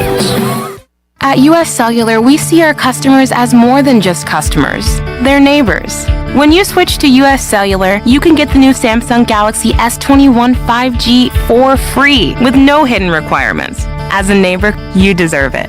US Cellular, America's locally grown wireless. Terms apply. See uscellular.com for details. This is Brandon Tate, owner and operator of Atlantic Wireless, an authorized agent for US Cellular since 1997. Visit atlanticwireless.com to find the store near you. We go beyond the call. Warren's Hot Dog Pizza, homemade lemonade. Hey, Pirate Nation, Warren's Hot Dogs, 2 locations are open for business in Greenville and Chocowinity. Both locations have drive-through windows, so stop by today for hot dogs, pizzas, subs, apple and peach turnovers, homemade lemonade, and breakfast in Chocowinity, featuring homemade cheese, ham, and chicken biscuits, plus sausage dogs and more. Warren's in Greenville, across from Ron Ayers Motorsports, and in Chocowinity, next to the fire department. Warren's Hot Dogs. Want some? Get some. Sawyer's Fun Park is now open in Greenville. This state-of-the-art 40,000 square foot facility features a 2-story LED interactive laser tag, a one-of-a-kind 2-story ninja course, a ropes course with a 180-degree zip line, and it's only one of 5 in the country that are indoors. Multiple climbing walls, a super cool arcade with 40-plus games, and a brand-new full-service cafe and bar for adults. Visit the brand-new Sawyer's Fun Park, now open, located right behind ARU on Corey Road, Greenville. A car wash experience like no other is here at the new Tommy's Express. You'll enjoy a gentle belt conveyor ride through our bright, inviting wash as luscious foams and soft cloths treat your car like new. After a final rinse, wax, and blow dry for a beautiful spot-free shine in just about 3 minutes, help yourself to our free vacuums and mat washers. We're Tommy's Express. Tommy's Express Wash, now open on the corner of Greenville Boulevard and Red Banks Road in Greenville. Do you find yourself hungry, but looking for some new and different options? Then the Bodega Market Cafe in Uptown Greenville is for you. They offer a full-service menu featuring breakfast, lunch, and dinner, also with a variety of unique vegan selections. Dine in or sit outside in their great outdoor dining area. Plus, they're always ready for pickup or delivery. Open 24/7 for your convenience. The Bodega Market Cafe, located in Uptown Greenville, across from the BB&T. This is Coach Blake Carroll, defense coordinator for East Carolina football, and you're listening to Pirate Radio, the voice of the Pirate Nation.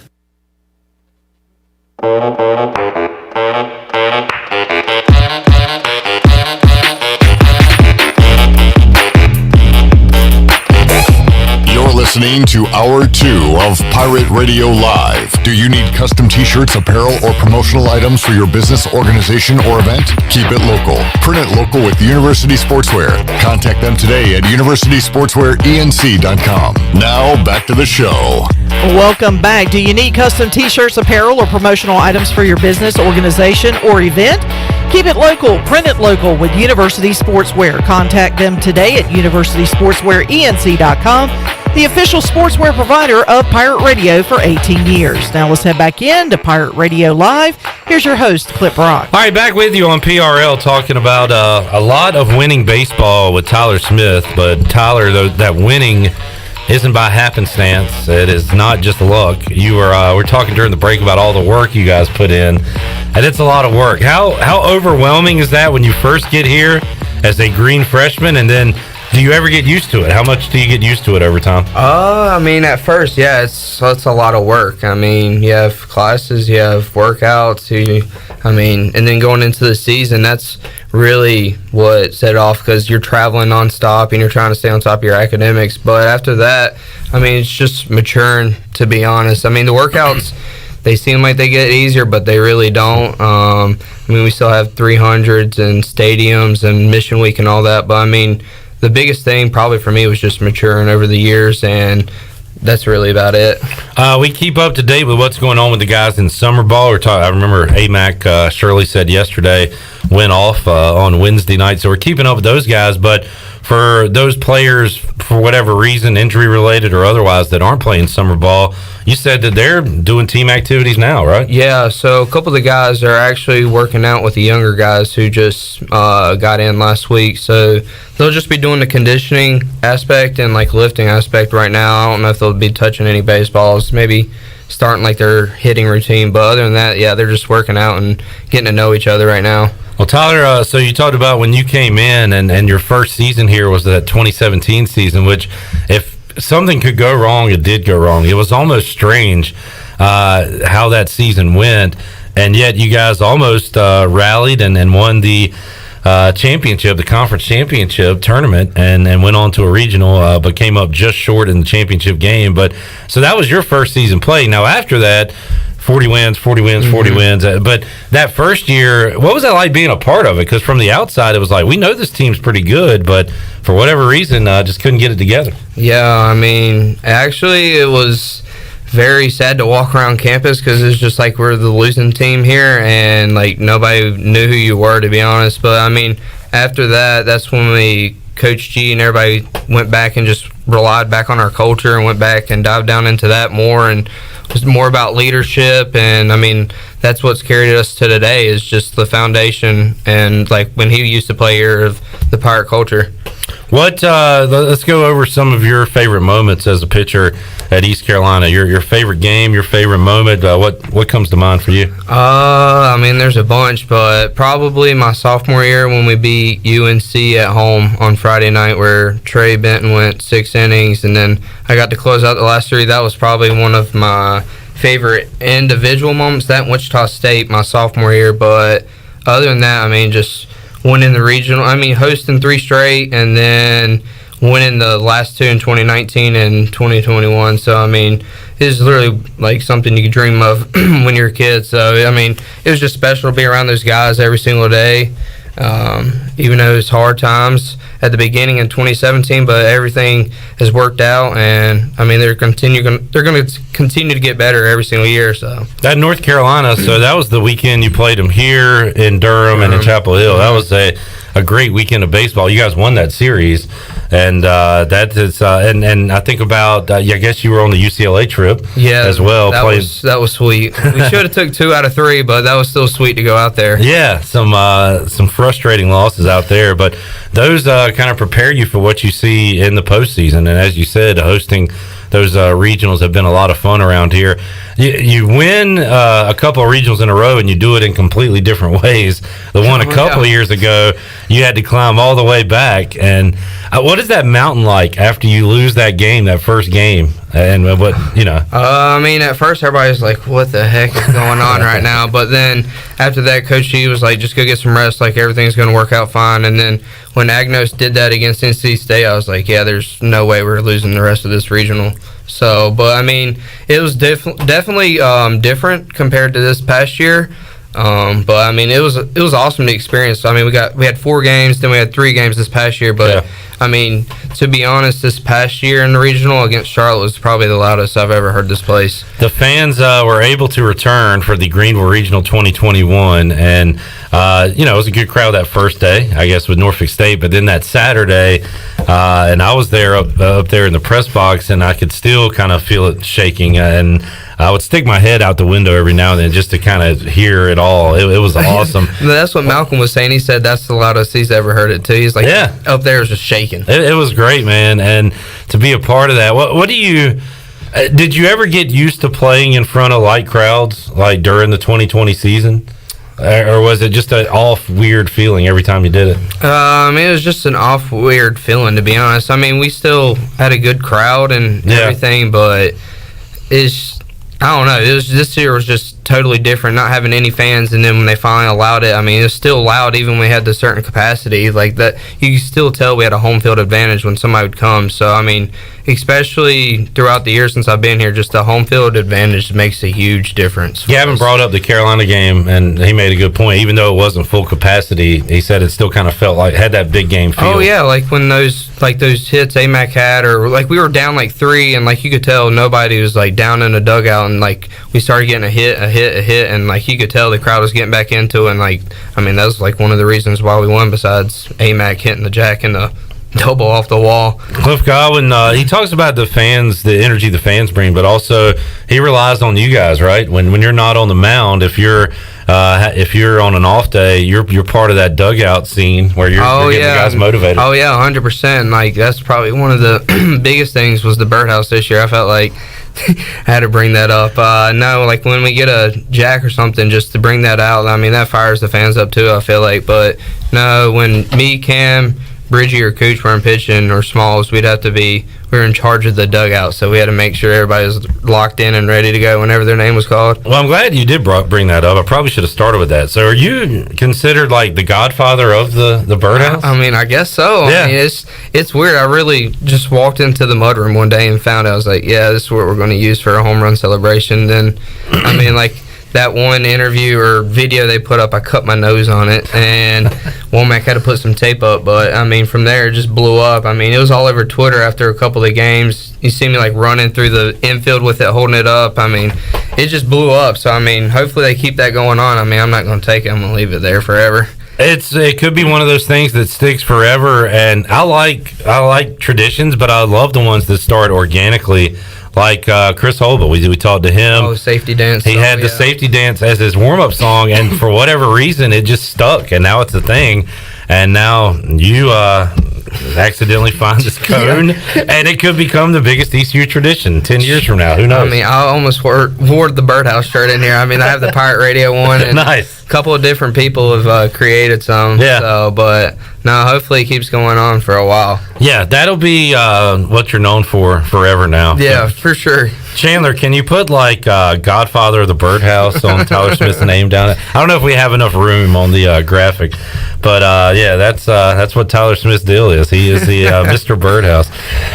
Tyler, I'm not. You might have heard the previous interviews I did with your teammates. I'm not going to tell you who they said their least favorite team is in the league or their favorite team to beat. But do you have one? Let's see if it matches all the other players. Who do you like to beat the most? I would say probably Tulane. And that's the one everybody said. Yeah, Tulane or USF, to be honest, because, I mean, even though we split with them, they just constantly trash talk the whole time. So Packard said USF by far was his rivals, and every player more recent with Colmore, Bridges, and Gavin, and Norby said Tulane. Yeah, no, 100%. I mean, you can just see, like, from their Twitter and stuff, they just constantly are going at you. So, like, when Gavin was pitching against whoever their ace was, Olthoff or whatever, I was trying to tick him off a little bit and say that he was better than him. And then, sure enough, Gavin went out there and was like, yeah, he's not better than me. So give him a little motivation. Yeah. That's a good call. Good move there. Yeah, you guys hit Olthoff pretty well this year. So, and with the junk talk and stuff, I like to ask the players this too. Where do you stand on home run etiquette? Connor Norby pimped a couple.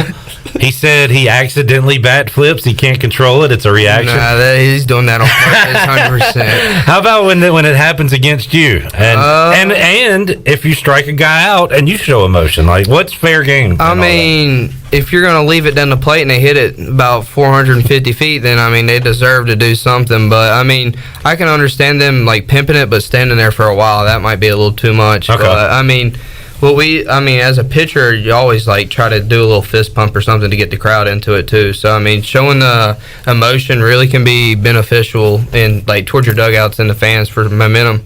It's kind of weird. It almost seems more acceptable in college baseball because of the atmosphere there's like families there. I don't know, something about it. When it happens there, it seems more natural than in Major League Baseball. Yeah. You know what I'm saying? I mean, in Major League Baseball, the pitcher's gonna be trash talking to you around the whole base and everything. So usually ejections happen there, but no, it's fun. It gets the crowd going for sure when something like that happens. Tyler, some news this week. Jason Dietrich lands what I believe to be his dream job. I read an article where he said he grew up wanting to wear those pinstripes for Cal State Fullerton. So that's awesome for him. You were able to work with both Dan Roselle and Jason Dietrich.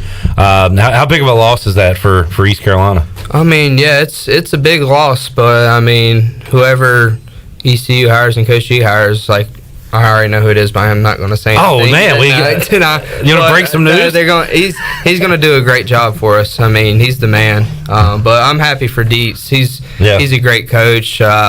Even besides baseball, he teach you life lessons. So I'm really happy for him and excited to see what he does at Cal State for sure. I never saw him in a uniform. I know he has one because it's on his bio, but early in the season he was wearing that like parka, and then later in the year he had a lighter jacket on. Did you guys ever be like, hey man, aren't you hot wearing all those layers? He would always wear long sleeves at practice no matter what. It'd be 100 degrees outside if it had been 100 and he would still be wearing long sleeves. I don't know what it is, but he wouldn't. I'd never see him wear his jersey either. It's always that like black little polo we have or something else. So every time he made that slow walk to the mound, he would have that jacket on, man. Oh yeah. And those high pants. Yeah. Oh yeah. Got him pulled up.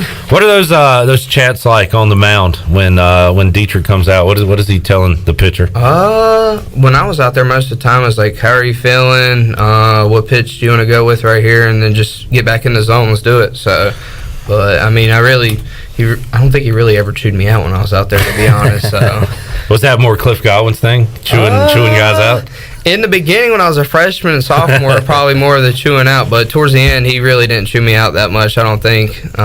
It settled down. I can tell a difference in like the way he's acting towards everybody. But I mean, it's actually been. It motivates you more when you're coming off the mound and not like getting chewed out. Right. So, and obviously when we bring in a relief pitcher, it's what's best for the team. So. And you, Bridges and Colmore talk about this. You earn Cliff's trust to where he can treat you different than he would when you first walked in the door, right? Oh yeah, 100%. It's like we'd go in there all the time and just having like normal conversations with him and everything. He'd check up on us and see what we need or like what the team needs. So I mean, it definitely changed over the years, and just having that trust, like it's going to go a long way, even out when baseball's over with. Tyler, you were very emotional after the season, and man, the job that Gavin, Wisenhunt, Bridges, Colmore, like the pitching, and everybody's going to focus on Leiter and Rocker, and they're great pitchers, but the pitching ECU had in Nashville was phenomenal in such a big moment. Just came up short in those games, and I don't know, how do you kind of to recap the end of the season there? I mean, it's like you were saying. I mean, we literally gave everything we had going against Kumar and Leiter. I mean, Gavin pitched his tail off. You couldn't ask for anything else out of him. I mean, that was special to watch, even with Wisenhunt going out there. I mean, what happened against North Folk State, don't know if it was nerves or not, but like when he went back out there the next time, it was a different demeanor for sure. And like what he did, you can't say anything else about it. And even the bullpen, so just came up short, but I mean, really can't do anything else about it. I mean, we had a great year for sure, especially everything that happened during all this COVID stuff too. Wisenhunt returning. He's with Team USA this summer. That's awesome for him. Jake Kuchmaner working out currently, so he's in the plans to return. Tyler, who are some guys you think that might be starting next year for ECU that we didn't get to see a lot of this year, with yourself, with Gavin leaving the program? Anybody come to mind? Kuchmaner for sure. I don't know if the AAC is going to do the 4-weekend rotation stuff. I hope we're done with that. Yeah, me too. I hope so. That was terrible. Yeah. I don't know, to be honest. Maybe Sailor, Nick Logish, maybe. I think he's been starting some in the CPL this summer. So, but I mean, other than that, I'm not very sure who else they're trying to start. Maybe they've been looking at Danny Bill starting, but I'm not 100% sure what they're doing now. Either way, you got some talented arms that we haven't seen a lot of yet. Yeah, 100%. That's exciting. Tyler Smith joining us. So what's next for you, Tyler, in life? Are you going to give baseball a shot? Are you getting in the real world? No, I'm just going to get into the real world. That's a bad idea. Yeah, I know. I know. I don't. It's hard to think about, but got a couple different interviews coming up, but hopefully land something in the Charlotte area. Just be around home, and I got some friends that live down in Charlotte too, so just being around in that area is hopefully what works out. Where did you go to high school? East Surrey High School in Pilot Mountain. Okay. So, are you like a Panthers guy? Like, do you root for the Charlotte? You don't really care? Nah, I don't really care. To be honest, I'm just a Tom Brady fan. Okay, all right. Well, congratulations to you, I guess. Another Super Bowl. When did you start rooting for him? Probably senior year of high school, freshman year. You just jumped on board? Yeah, I mean, it's like he's a winner, so. Might as well. Yeah. Right, there you go. All right, good enough. Let's get to know you a little bit. I got a few more questions. What kind of music are you listening to? Right now, just some like EDM, like house music, like Kygo, stuff like that. You probably don't know what that is, but unfamiliar. Nah. What was your warm-up song this year? Remind me. If I Lose Myself by Alesso and One Republic. That's like the EDM kind of stuff. Yeah, okay. Well, at first it was Let's Get Ready to Rumble, but I was like, nah, we're not gonna do that. So I just switched it over. But it's like music like that. All right, what are you watching on TV? Your favorite TV shows? Well, All American is probably one of my favorites. I think the new season actually just came out this past year, so I've been watching a lot of that. And then like Friday Night Lights, I used to watch a lot of that. But I mean, other than that, I really don't watch TV that much. I saw Morgan Ahlers in the Yellowstone is coming back. We're excited about that. Check out Yellowstone if you haven't seen that. Oh, Ozark's really good too. Oh man, when is that new season coming out? I don't know. Been waiting forever. I love that show too. Yeah. How about movie-wise? You seen any good movies lately? Or what's your favorite movie? To be honest, I haven't watched. I mean, I've watched some movies, but I can't even remember. Do you have a favorite baseball movie? I don't really watch baseball movies either. Okay. I don't really know, to be honest, off the top of my head. You're a lot younger than me, but like Major League is a classic. If you have, I've seen that. That is a classic for sure. No, but I want to go see the new Purge movie that's out. I like those kind of movies, like the action stuff like that. So how many of those are out now? Is this like number 3 or 4? I think 3 or 4. I saw the first one. Yeah. Should I watch the other ones? Are they good? Yeah. It's kind of all the same. Yeah, it's really all the same, to be honest. They're okay. Yeah. All right.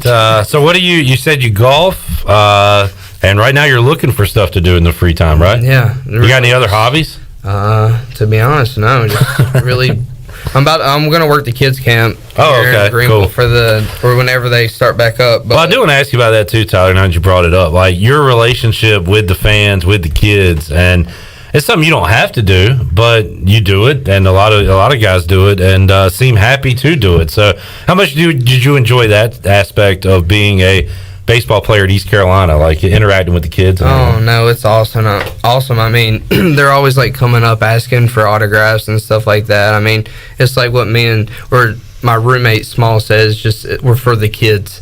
So we're just like trying to like leave a impact and like trying to like have a mentor to look up to. So it's just like something big for ECU baseball and everybody who comes through there. And you're talking about, are you working the ECU camps? Mm-hmm, okay, ECU cool. Kids camp. Yeah, and man, that sticks with kids forever. I went to Coach O baseball camp when I was a kid. Did you really? In Greenville. Oh my. So yeah, that tells you how long I've been around. And Coach O's still here too. So I mean, there's kids from like Georgia and like Virginia coming up to camp is what they're saying. I only worked today because I wasn't in town, but awesome. I'm working the next 2. Yeah, so. And we mentioned hating Tulane. Does that mean we have to hate Corey Glore now? Is he dead to us? We don't have to hate Corey Glore. He's a good guy. Fine. All right. I guess I remember him in high school. He used to cover Bishop McGinnis there in our conference, and he would cover our basketball and football and baseball games. Wow. So, yeah. That's awesome. For a little bit. He's a great dude. And hey, I told Bridges and Colmore, I'll tell you too, come hang out one Wednesday night at AJ's. I host sports trivia. All right. I don't know if you'd be any good, but we can at least hang out. Yeah, we can hang out for sure now that we're done. Give you something to do on a Wednesday night. Yeah. If nothing else. And how's the arm? Like, can you tell that you logged all those innings the last 4 or 5 years? Oh, yeah. I was talking to Bridgie and Cam, and I was actually, when I saw Coach Steets like a couple weeks ago, I was like, yeah, to be honest, there's like a chip in my elbow now, I can tell. Oh, no. So, but yeah, I won't be picking up a baseball for a while. Going with the golf club. Yep. From here on out. Going with the golf club. Well, Tyler, man, great to talk with you. You're welcome anytime if you want to come on and chat some more if you're bored one day. All right. But, man, really enjoyed watching you pitch over the years and interacting with you here. It was a lot of fun, and we wish you the best of luck in life. I know you'll be successful. So we'll keep in touch with you, man, but For appreciate sure. you joining us. No, thank you. All right. There is Smitty, Tyler Smith, joining us today inside the Pirate Radio studios. We'll take a time out. We'll actually talk some golf. Mark Greenheld from the Golf Shop Radio Show will join us. We'll have a HV3 update, tell you what's going on in the Rocket Mortgage Classic. Also, you've got the event coming up on Tuesday with DeChambeau, Mickelson, Brady, and Aaron Rodgers. We'll talk about that as well when we return on Pirate Radio Live after this.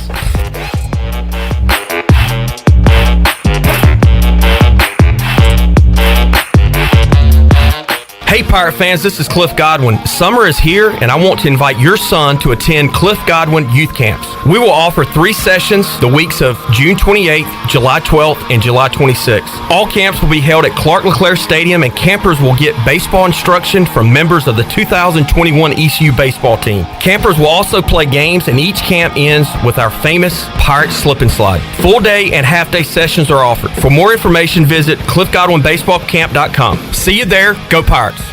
The Pirate Radio Podcast. ECU Hall of Famer Pat Watkins. He had finished his work before I did, and he said, man, I just want to wish you good luck for the season. I'm going to try to come out and see you play. I'm excited for you guys. And I said, thanks. And he pushed away from the table, Jeff, and he was in a wheelchair. Wow. The whole entire time I had talked to him, I never saw that wheelchair. And as he left the room, it was like this watershed moment in my life where, like, man, I am sitting here dreading going to practice. And here's a guy sat across from me with all this passion. He would give anything to roll out there today and strike out every time. Listen to every Pirate Radio podcast now by visiting our podcast channel and subscribing in Apple iTunes or SoundCloud. The Pirate Radio Podcast is powered by White Claw Hard Seltzer, proudly distributed by Coastal Beverage. The convenience of Pitt Greenville Airport is waiting just outside your front door. Service is back, so you're connected to destinations worldwide through flights from American Airlines. Plan your next trip. Book your flights today at flypgv.com or aa.com. Ready to travel and take a trip this summer? Avoid the long check-in lines and congestion at the big airports and fly local at PGV. Fast, convenient, and close to home, PGV has recently added more American Airlines flights. Book today at aa.com. PGV, where the pirates fly. For the latest from the world of golf, tune in every Saturday morning from 8 to 10 for the Golf Shop Radio Show. Hosts Mark Greenhelds and Matt Blanchard talk golf from tee to green and everything in between. If you like golf, you're gonna love Golf Shop Radio. Before you tee up, drop on in. Welcome to the Golf Shop.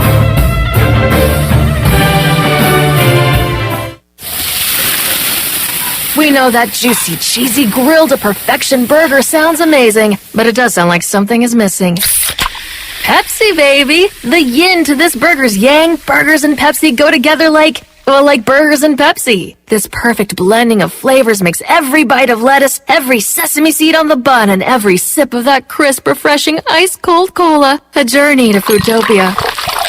Burgers, better with Pepsi. That's what I like. Is that the sound of an ooey gooey cheesy crunchy slice of P-I-Z-Z-A? Obviously, but as good as that sounds, we think it can get even better. Oh yeah, that's the sound of a freshly opened fizz-filled Pepsi. The only thing that can take this flavor medley of crunchy dough, mouth-watering cheese, and savory sauce to the next level. How about another bite? Pepsi and pizza sound like a match made in heaven and taste even better. Pizza, better with Pepsi. That's what I like. Safety comes first at Greenville Utilities. Did you know that by itself, natural gas is completely odorless? As a safety precaution, a chemical is added to the gas that gives it a distinctive and unpleasant odor. This allows you to detect the slightest amount of natural gas both indoors and outdoors. If you smell a strong odor of natural gas in or near your home, you should immediately call Greenville Utilities. GUC maintains staff around the clock in order to provide immediate response to emergencies such as natural gas leaks. You can count on GUC to keep safety job number one. We're midway through bath time, and 2 medium, 2-topping Domino's pizzas for $5.99 each have begun their drive to the Smith's front door. That's a GPS-enabled custom delivery alert, folks. The newest improvement to the Domino's tracker saying Domino's will be there in 2 minutes. They're calling it audible. Bath time's now rinse time. They've got 1 kid dry, 2 kids dry. The pizzas are here. They made it to the door. The kids are clean enough. The new Domino's tracker with GPS worked again. 2 item minimum. Pan pizza will be extra. Ask for this limited time offer. Prices, participation, delivery area, and charges may vary. This is Tim Doust, ECU Football Special Teams Coordinator, and you're listening to Pirate Radio, the voice of Pirate Nation.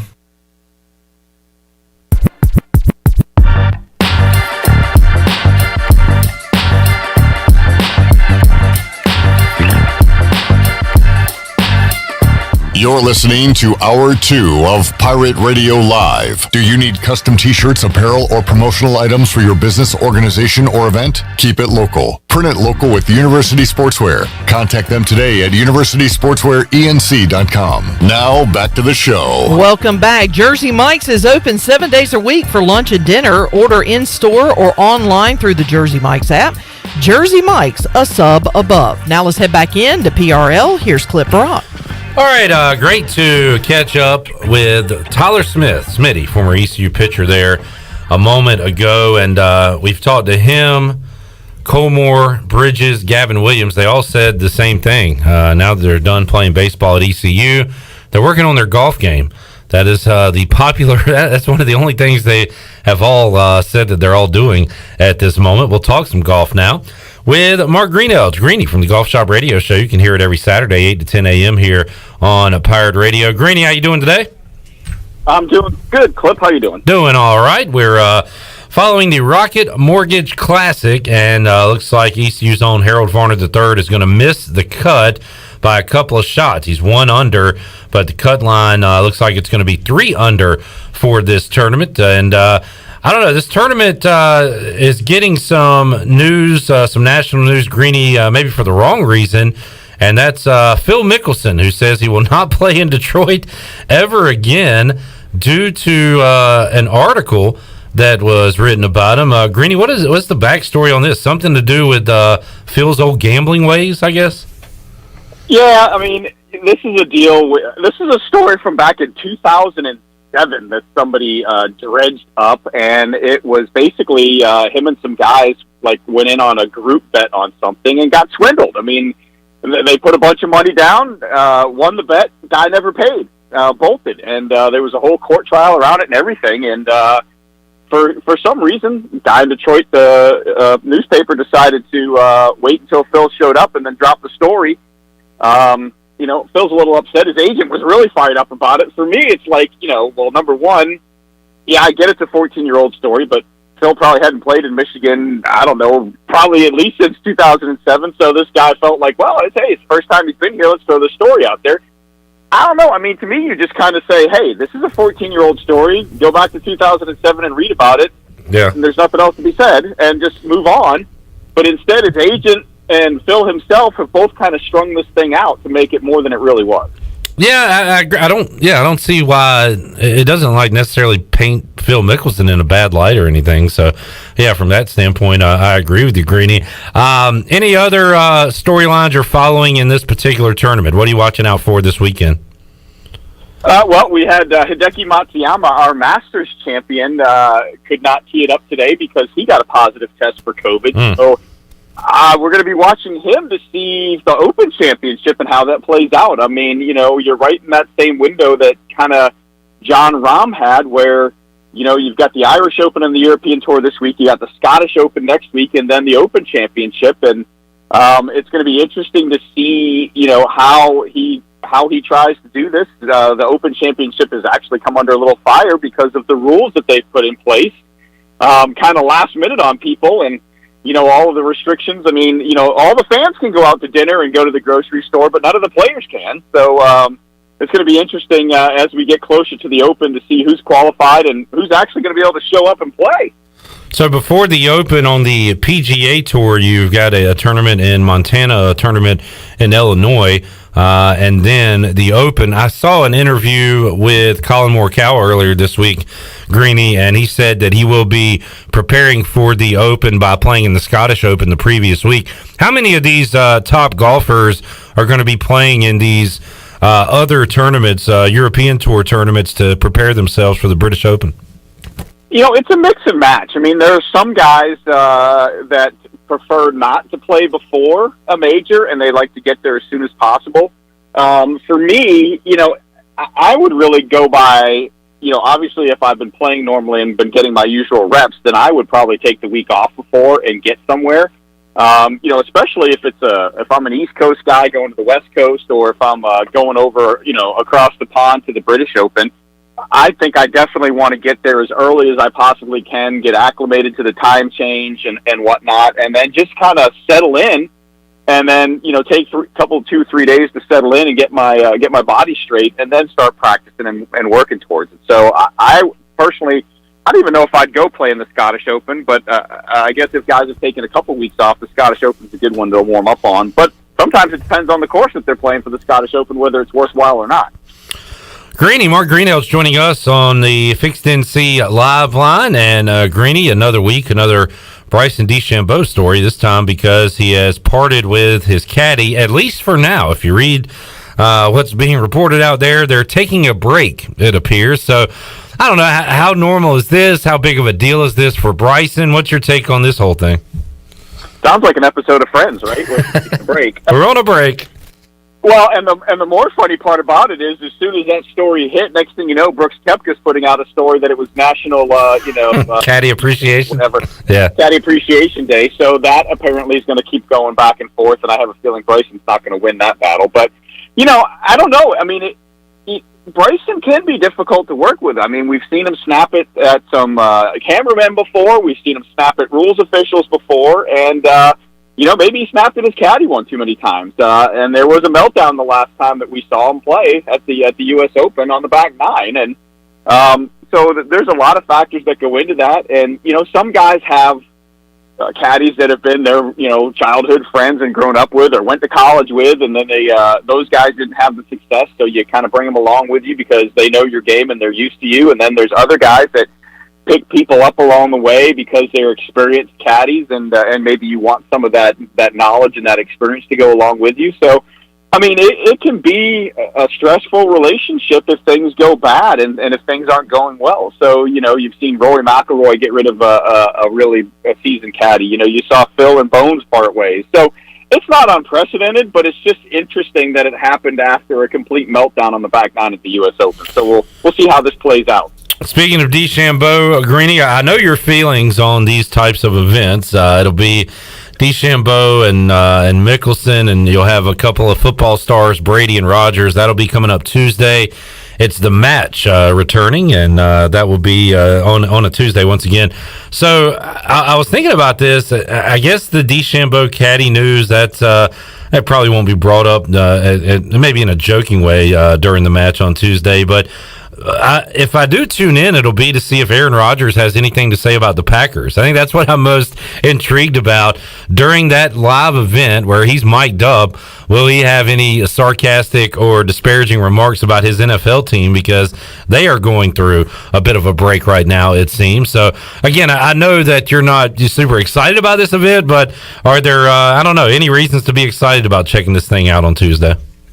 Well, it'll be interesting to see if anybody does yap at Aaron Rodgers a little bit, see if Tom Brady yaps at him a little bit. I mean, there could be a lot of this going, there could be a lot and there could not be a lot. I don't know. We kind of have to really see how this goes. We know Phil likes to talk.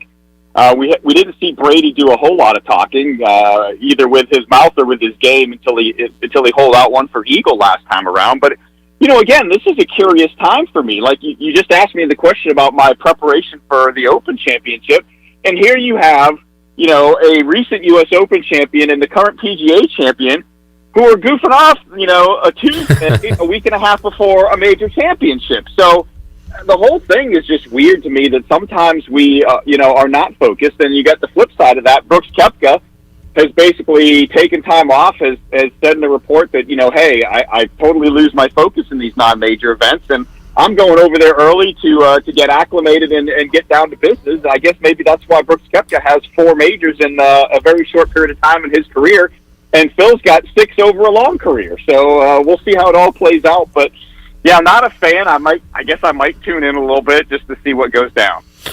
Mark Greenhalgh, Golf Shop Radio Show, joining us today on the Fixed NC Live Line. Greeny, what you got planned for Saturday's edition of the Golf Shop Radio Show? As usual, Bill Bender of the Sporting News, and we're going to go up and talk to the tournament director for the John Deere Classic. Claire Peterson will join us. And then the new guy over on the Golf Channel with the Golf Fix, Devin Bonebreak, will join us. We'll talk to him about how instruction has changed and his new gig over there on the Golf Channel. Awesome. Greeny, thanks for joining us here. We got Best Of shows coming up next week, so we'll reconvene with you a couple weeks from now and talk more golf with you. Sounds good. Thanks a lot, man. Thank you. There is Mark Greenhalgh, Golf Shop Radio Show, joining us here on Pirate Radio Live. Once again, currently it is Joaquin Niemann in the lead at the Rocket Mortgage Classic at 10 under par. Harold Varner III going to miss the cut. He's 1 under the cut line. Looks like it's going to be 3, but HV3 is not alone. Bryson DeChambeau, Webb Simpson, also 1 under par, missing the cut here. A couple weeks away from the British Open. All right, let's before we take a timeout and get into hour number 3, see if we missed anything else going on in the world of sports. I've not watched any of the Stanley Cup final, got to be honest with you, and I guess apparently it's not very fair. Wait, what's not fair? The Stanley Cup finals, apparently Tampa Bay's just rolling all over. Too good? Yeah. Game 3 tonight at the Bell Center in Montreal. Stephen Igo brought up a good question yesterday. What was that? Why are the Blue Jays still playing in Buffalo? They were in Florida, now they're in Buffalo. Why are they not playing in Toronto? That's a good question. I don't believe Canada has reopened to the extent as the United States has. That is true, but Tampa Bay is playing in Montreal tonight, which would be my question. Oh, now that's interesting. Yeah, that's why I bring it up, because they're playing at the Bell Center. Now, this is the only team traveling there, and they'll be there for 2 games, and then they'll travel back. It's not like baseball. But, again, the Blue Jays will play a week at home maybe and then travel. It's not like they're going back and forth. So, I don't know. Just curious. Yeah, I do follow some stuff that goes on in Canada, and I do know that their vaccine rollout and some of the, I guess you could say the lockdown issues, whatever you want to call it, it is moving at a far, far slower pace than it is in the United States. So I'd have to believe it has something to do with that. Yeah, but it is interesting that you brought up the fact that there's going to be a baseball game in Montreal. Hockey. I'm sorry, hockey in Montreal. It's the baseball that's staying in America. Yeah, and which is weird because hockey is a contact sport. It's a way more contact sport than baseball is. Yeah. So I mean, who knows? Are they going to have a full capacity at the game? I don't know what they're. I don't think they're full. Maybe the Blue Jays are enjoying Florida and they just don't want to go back. They're in Buffalo now.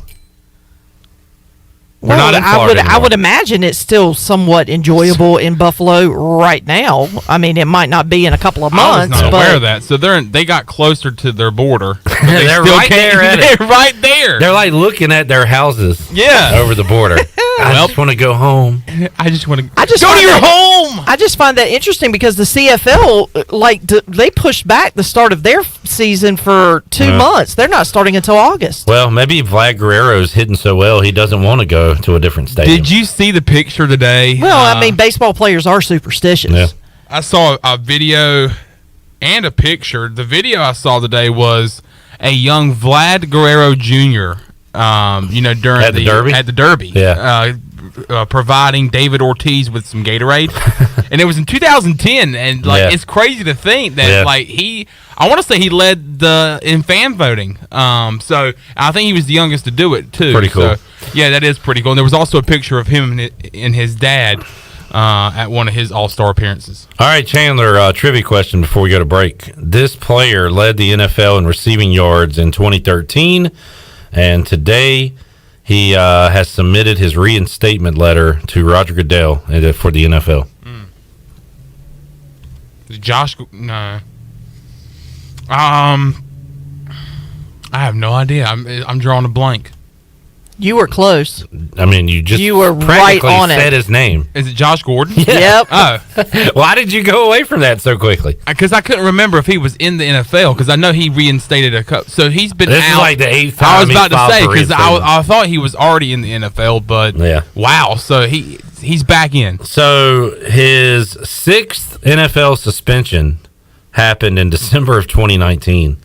So it's been a substance abuse issue with him, and he's hoping to try to give it another go. He's 30 years old now, and once again just had an amazing early career before all his troubles hit. Is he still with the? So who does he play with? He's not with anybody. I don't know.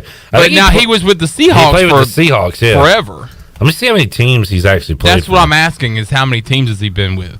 So he played with the Browns, of course. He was with the Patriots 18-19, Seattle yeah, I remember that. in 1920, and he plays with the Zappers now. In the Fan Control Football League, he played with the Zappers. So I still don't understand. I don't know what that is either.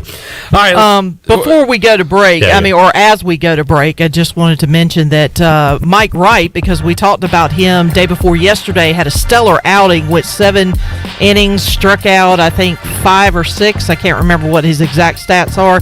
He has been, what's the word for it? He has been named the AAA East Pitcher of the Month. All right. Nice. That's the second time a former Pirate has received one of those of the month awards. Yeah, because Burley got one, and now Mike Wright, and he is boasting a 2.25 ERA, so nothing to sneeze at in AAA ball. I think Burley is, speaking of AAA ball, I believe Burley is looking at AAA ball in its face. I think he could be there maybe soon. I can see it in his face. I can see it in your face a little Seriously. bit. For sure. Charles on Facebook Live says, what do you think of the assault on Chris Paul? The offending player needs to be suspended for next year. I don't know about the whole year. Relax a little bit. It was vicious. It was and vicious. very It was cheap it and was dirty. cheap. It was like unnecessary. Yeah. He was walking back to his bench. Yeah. It was Patrick a punk Beverly move. Yeah, it was just, and I think that's something. I mean, Pat Beverly is a great great defender, but it can get scrappy at times, and you saw that the other night. Suspend him for a week or whatever to start next season. Also, Chris Paul's hit so many people in the nards over the years that he kind of deserves it. See, I forgot that Chris Paul did that. He is a habitual nard So puncher. now I don't know how to feel about him anymore. What if he did the wrestling style? So Chris Paul's walking away. What if Beverly went up to him and did the old under the legs? Whammy do. Ric Flair, the classic wrestling cup check shot right up to the bow, so to speak. What if he RKO'd him? Out of nowhere. All right, then maybe he would be suspended for the whole year next year. Morgan Ahlers joins us when we return for Hour 3 of Pirate Radio Live after this.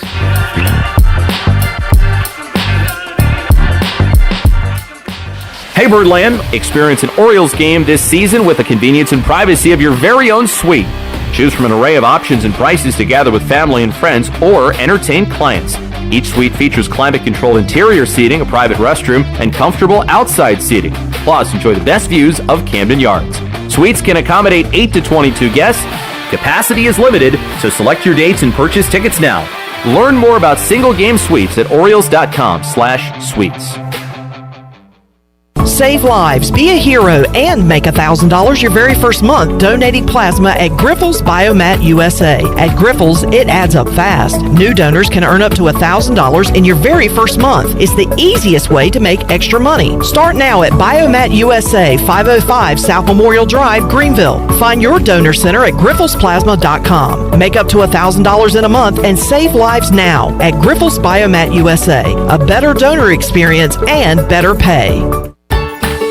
The icy treat that can't be beat is Sparky Snowballs. From big kids to little kids, Sparky Snowballs has been making smiles happen for over 20 years. If you're not in the mood to chill out with a snowball, Sparky's funnel cakes and fried Oreos are a perfect Sparky-licious treat every time. Look for Sparky Snowballs location at the Food Truck Rodeo on the corner of Evans Street and Fire Tower Road, and remember to follow Sparky's on Facebook or visit SparkySnowballs.com. This is Dr. Phil Perdue with Orthopedics East and Sports Medicine Center. My colleagues and I recognize how difficult this time is for everyone in our community. We continue to see patients during the week while taking precautions to keep everyone safe. Our extended care clinic is now open on Saturdays and Sundays from 10 a.m. to 2 p.m., so you can avoid the emergency department for your urgent orthopedic care. For more information, please contact us at 757-2663 or visit our website at orthoeast.com. At Jimmy John's, we don't make sandwiches. We make the sandwich of sandwiches. We use fresh veggies because we don't hate salads. We just feel bad for them. We make our sandwiches exactly how you want because you're the one who's eating it. And we bake bread all day, every day because stale bread isn't bread. It's croutons. Sandwich history is written by the victors. Good thing we have legible handwriting. Jimmy John's, the sandwich of sandwiches. Order pickup or delivery on the app. Ahoy, mateys! To keep those cars clean, you need the Pirates Cove Fast Pass. Greenville's original express car wash is now offering a fast pass for as low as $19.99. That's one pass, 4 locations, and unlimited washes. Visit us in Greenville on Fire Tower Road, Memorial Drive, and East 10th Street, and also in New Bern on Glen Burnie Road. And by popular demand, Pirates Cove on Fire Tower Road is now offering interior cleaning. So we have you surrounded. Pirates Cove, the official car wash partner of ECU Athletics.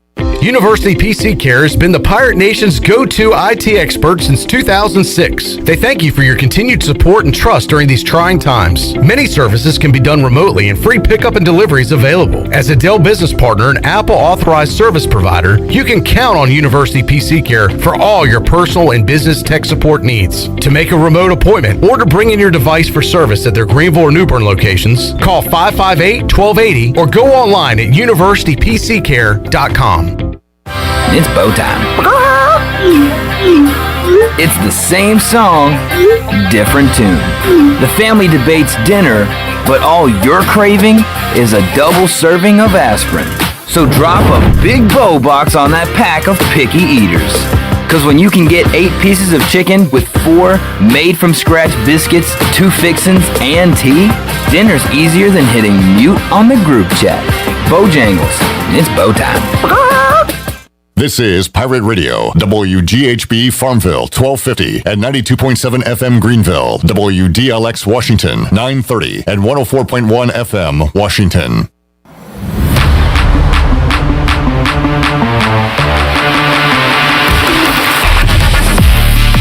You're listening to Hour 3 of Pirate Radio Live. This hour of PRL is brought to you by Bud Light, reminding Pirate fans to stay in the game and drink responsibly. Bud Light, the official beer of the ECU Pirates, and proudly distributed by Carolina Eagle Distributing since 1989. Now, back to the show. Welcome back. Tiebreakers is open every day at 11 a.m. and is the best place to watch your favorite sports while enjoying the best wings in town, along with sandwiches, appetizers, cold beer, and more. Follow Tiebreakers on Facebook and Instagram for daily updates. Now let's head back into Pirate Radio Live. Here's your host, Clip Rock. All right, back with you. Hour 3, Pirate Radio Live. We'll make you a winner coming up this hour. How about a large 2-topping pizza to Domino's to get your July 4th weekend started off right? We'll do that later on in hour number 3. Right now, we will talk to the voice of Dowdy Ficklin Stadium and Minges Coliseum. He is, and sometimes Clark LeClaire Stadium. He is Morgan Ahlers. Hello, Morgan. Hello, Clip. Say that one more time. Hello, Clip. There it is. There's the Morgan Ahlers voice. Hello, Clip. We all enjoy. Morgan, how you doing? I am doing great. Good. Good to hear. Nice, relaxing weekend coming up. I'm doing great. You rolling on the river? Rolling on the river. That in your plans? Left a radio job in the city. Yeah. Heading to the river in 35. So Morgan is in a good mood, and we know why now. Great mood.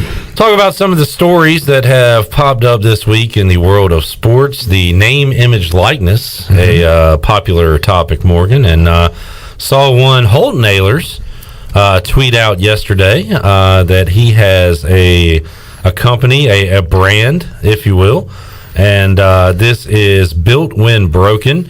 If you go to the website, you can see the story behind it. But, Morgan, this is something that Holton has been, and what, his brothers have been involved in a while? Holton started it. They actually put the first printed jerseys and our sweatshirts out early this spring. And he couldn't put his name to it. He had nothing affiliated with it. And then he was able to do that on the first. And the response has been great. You know, he's trying to build something that is pretty cool and a good message behind it. I'm very proud of him. And much like a good quarterback, you have to keep all your receivers happy. You have to get them the ball, look out for your teammates. Holton tweeted yesterday that there will be an option to enter a code at checkout. You will be able to choose to put your favorite player on our team's last name and jersey number, and that player will get 10% of whatever the checkout price was. So that's his way of doing isotoner gloves like Dan Marino did back in the day. Oh, yeah? Is that ball of his lineman isotoner gloves? Really? Come on, Dan. No, this is cool. Yeah. So this is an opportunity to give his teammates a little piece of the pie here. Morgan, what's your take overall on name, image, likeness? From what I understand, there's a player in Alabama that has signed with a Bugatti dealership and going to be driving around in a Bugatti. I like it. I think it's, and I'm just joking about that, obviously. I like it. I think it's an opportunity for folks to make some money. I just think it's going to be interesting to see how it's regulated. Exactly. And for people that are doing it the right way, it's a good thing. For people that are going to circumvent the rules and look at ways to cut corners, it's going to be Wild Wild West. Just go. What somebody needs to do at the beginning of the football season is go check out the player parking lot. See what everybody's driving. It's some of these big schools. Wow, you really upgraded over the off season. You went from a 1972 Gran Torino Ford station wagon with wood grain side panels, Big Bird yellow, to a Bugatti. Yeah. So, and I use this example when Hardy and Carden were here. We would have the number 2 and number 5 jerseys available for sale at UBE. It didn't have their names on the back, but there's a reason they chose those numbers instead of 74. And that's why the NCAA came out several years back, and I had a talk with Chad over the last couple of years about it. I think they could have a number 1 jersey for sale, a current year jersey, so if this would be 21. And I think there was another jersey that could be like a former player, like number 7 for Isaiah Jones or something. And they had Jeff Blake, but okay, you're saying like a number 7 without a name on it. Without a name on it. Okay. Now, I don't know if they're going to be able to sell jerseys with current players' names on it and give them a cut. I know with the name, image, likeness feature that they've got going on right now, if a player is in a commercial, say for instance, for a television commercial, they cannot wear anything that has East Carolina on it. Now, they can wear a purple shirt. They can have something like that, but they can't. Oh, okay. I see what you're saying. They can't have an East Carolina affiliated name on it. So, like, I'm Rajay Harris here for my friends at Parker's Barbecue. He can wear a purple shirt, but not a East Carolina University. That's correct. Yes. And if like C.J. Johnson wanted to go to a printers or whatever and make a bunch of C.J. Johnson jerseys, he would be able to sew them on his own now, I guess. If it doesn't have East Carolina on them. Okay. Because he can't. That's my understanding. I think the university, an officially licensed product through the university. I don't know all the ins and outs. I know it's hard to kind of wrap your head around the whole thing, but it does to kind of protect players from, if I make a shirt with C.J. Johnson's face on it and sell it, and I'm making all the money, like, it's not totally fair to him. Now he can take a cut of that profit. So. Yes.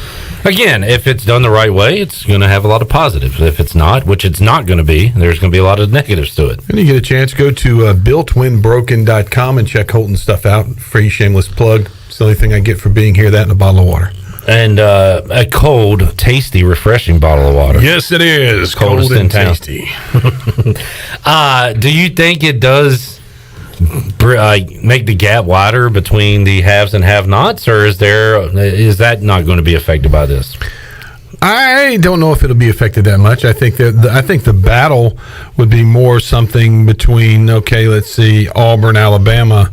Well, you can come here. We're going to get you a sponsorship with the Bugatti dealership. Well, you come here. We're going to get you a sponsorship with the Ferrari dealership. Did you just get a Bugatti? Why do you keep bringing that up? I saw one today. Okay, it's on the mind. Yeah, I saw one when I was coming in. I actually did see one. And I've seen the effect of this already with what Holton's doing with Dave Portnoy from Barstool Sports has already signed like 40 Barstool athletes, quote unquote, where he's probably not giving them a ton of money, but he's going to send them a Barstool athlete shirt and say, hey, wear this. You're part of our brand now, or whatever. Well, what's going to stop Nike from coming in?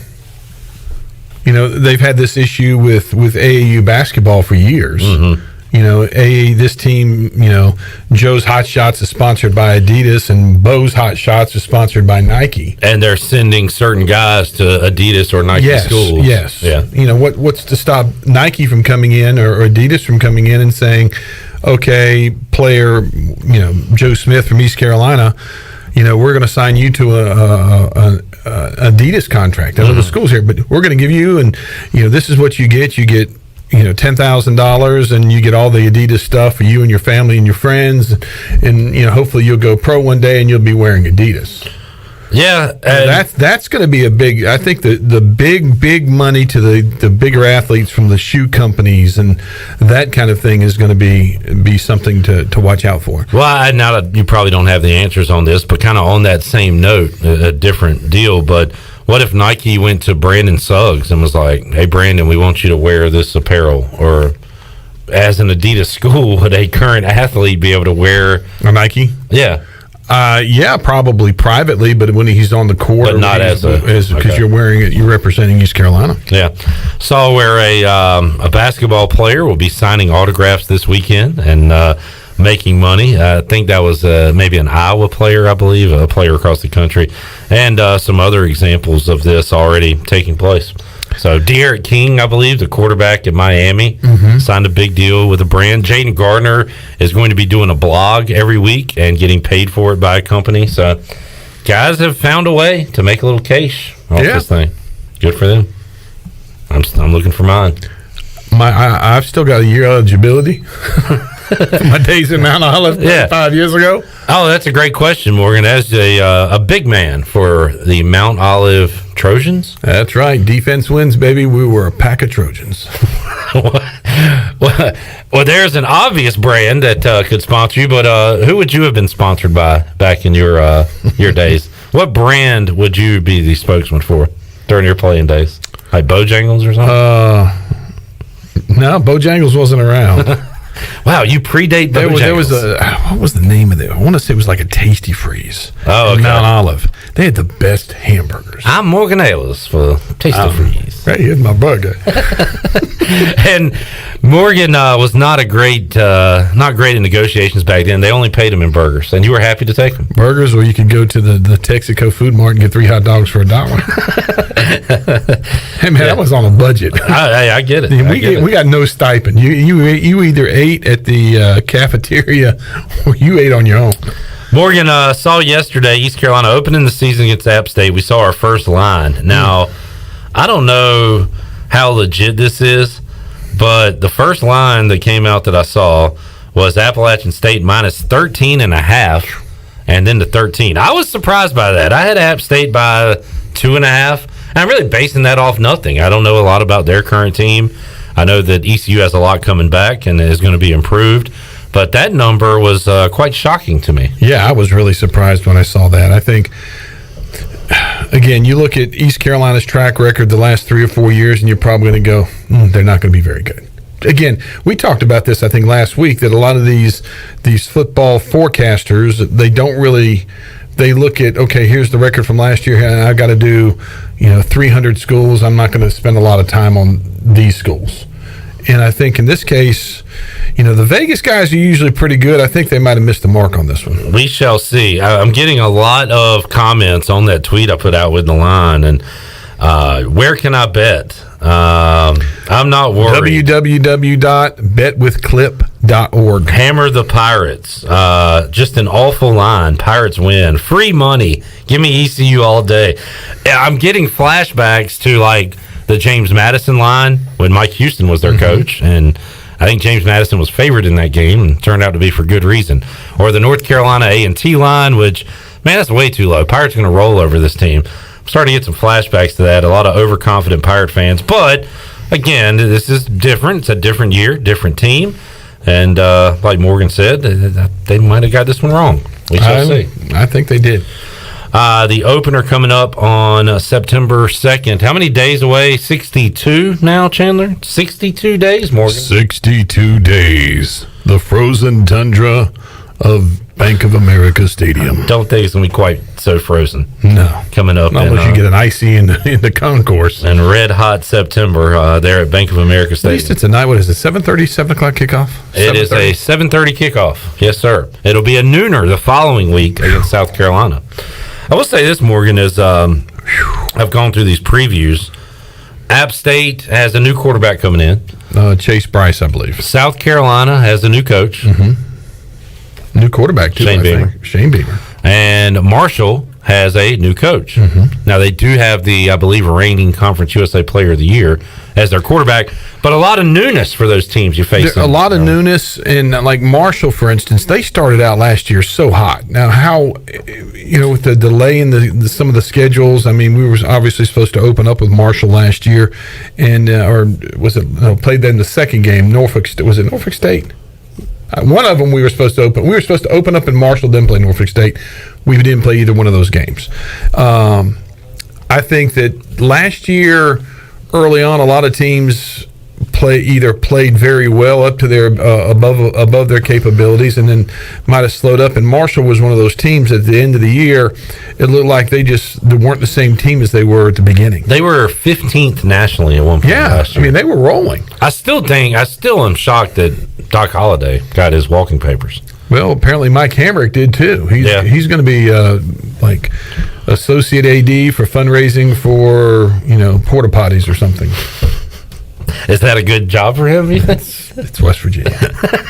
Almost heaven, as they say. Yeah. They got off to that hot start. They kind of flailed down the stretch, and here we are with the new head coach, Charles Huff, the new head man there in Huntington. Let's take a time out. We'll come back. We'll have more with Morgan Ahlers here. He joined us in the Pirate Radio studios for Hour 3 of Pirate Radio Live. Also, at the end of the next segment, we will make you a winner. Stay tuned for that. More to go on Pirate Radio Live after this.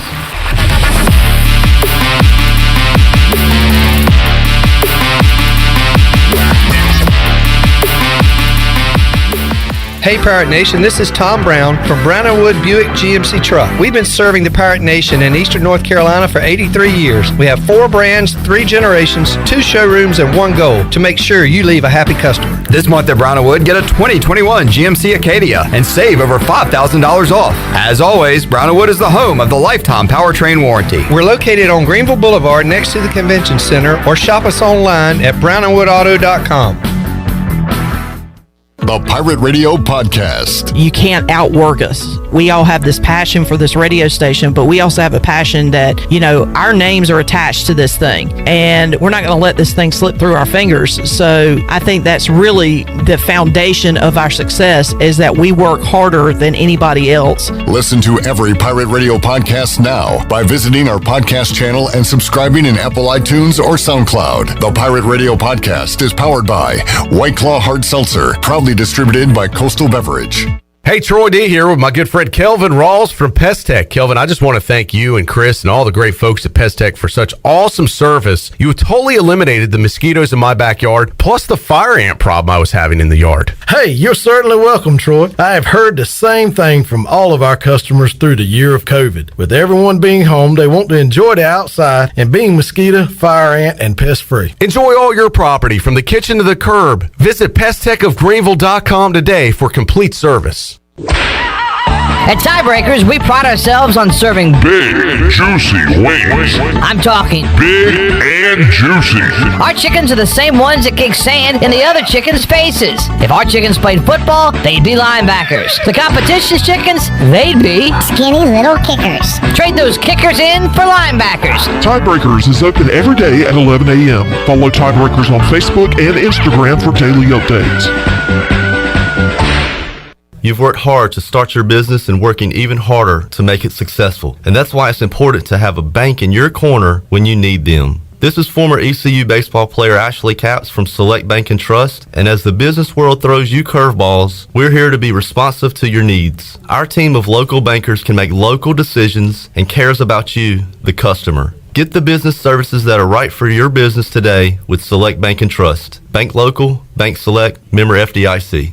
Here with Melissa from E&S Hemp Company. Melissa, tell us how your products and services can help people. Well, for over 2.5 years, the team at E&S Hemp Company has been helping educate our community on the many benefits of our products. Our customers have seen great success dealing with everything from stress, anxiety, fatigue, pain, and PTSD, just to name a few. You can come in today and our staff can help you find the best products for your needs. You can visit us at Fire Tower Road near Sam Jones Barbecue or enshempcompany.com. This is Mark Washington with Max Sports Performance at Max Fitness. Our facility has reopened and is following all safety protocols. The best thing you can do to strengthen your immune system is, of course, to work out and exercise on a regular basis. I can assist you as your performance coach. You can also enjoy the benefits of a private facility. Avoid the crowds and work out at Max Fitness. Now is the time to get healthy. Max Fitness, just off Highway 43 in the old Ace Hardware building behind Speedway in Greenville. Call me, Mark Washington, 902-4877. The best place for delicious food and great prices is Familia.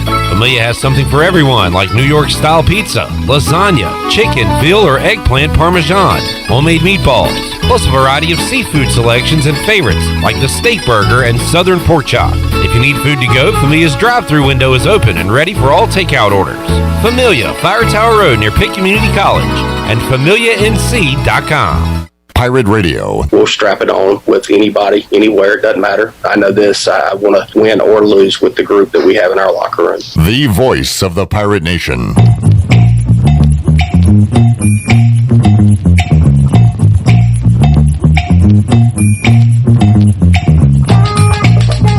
You're listening to Hour 3 of Pirate Radio Live. This hour of PRL is brought to you by Bud Light, reminding pirate fans to stay in the game and drink responsibly.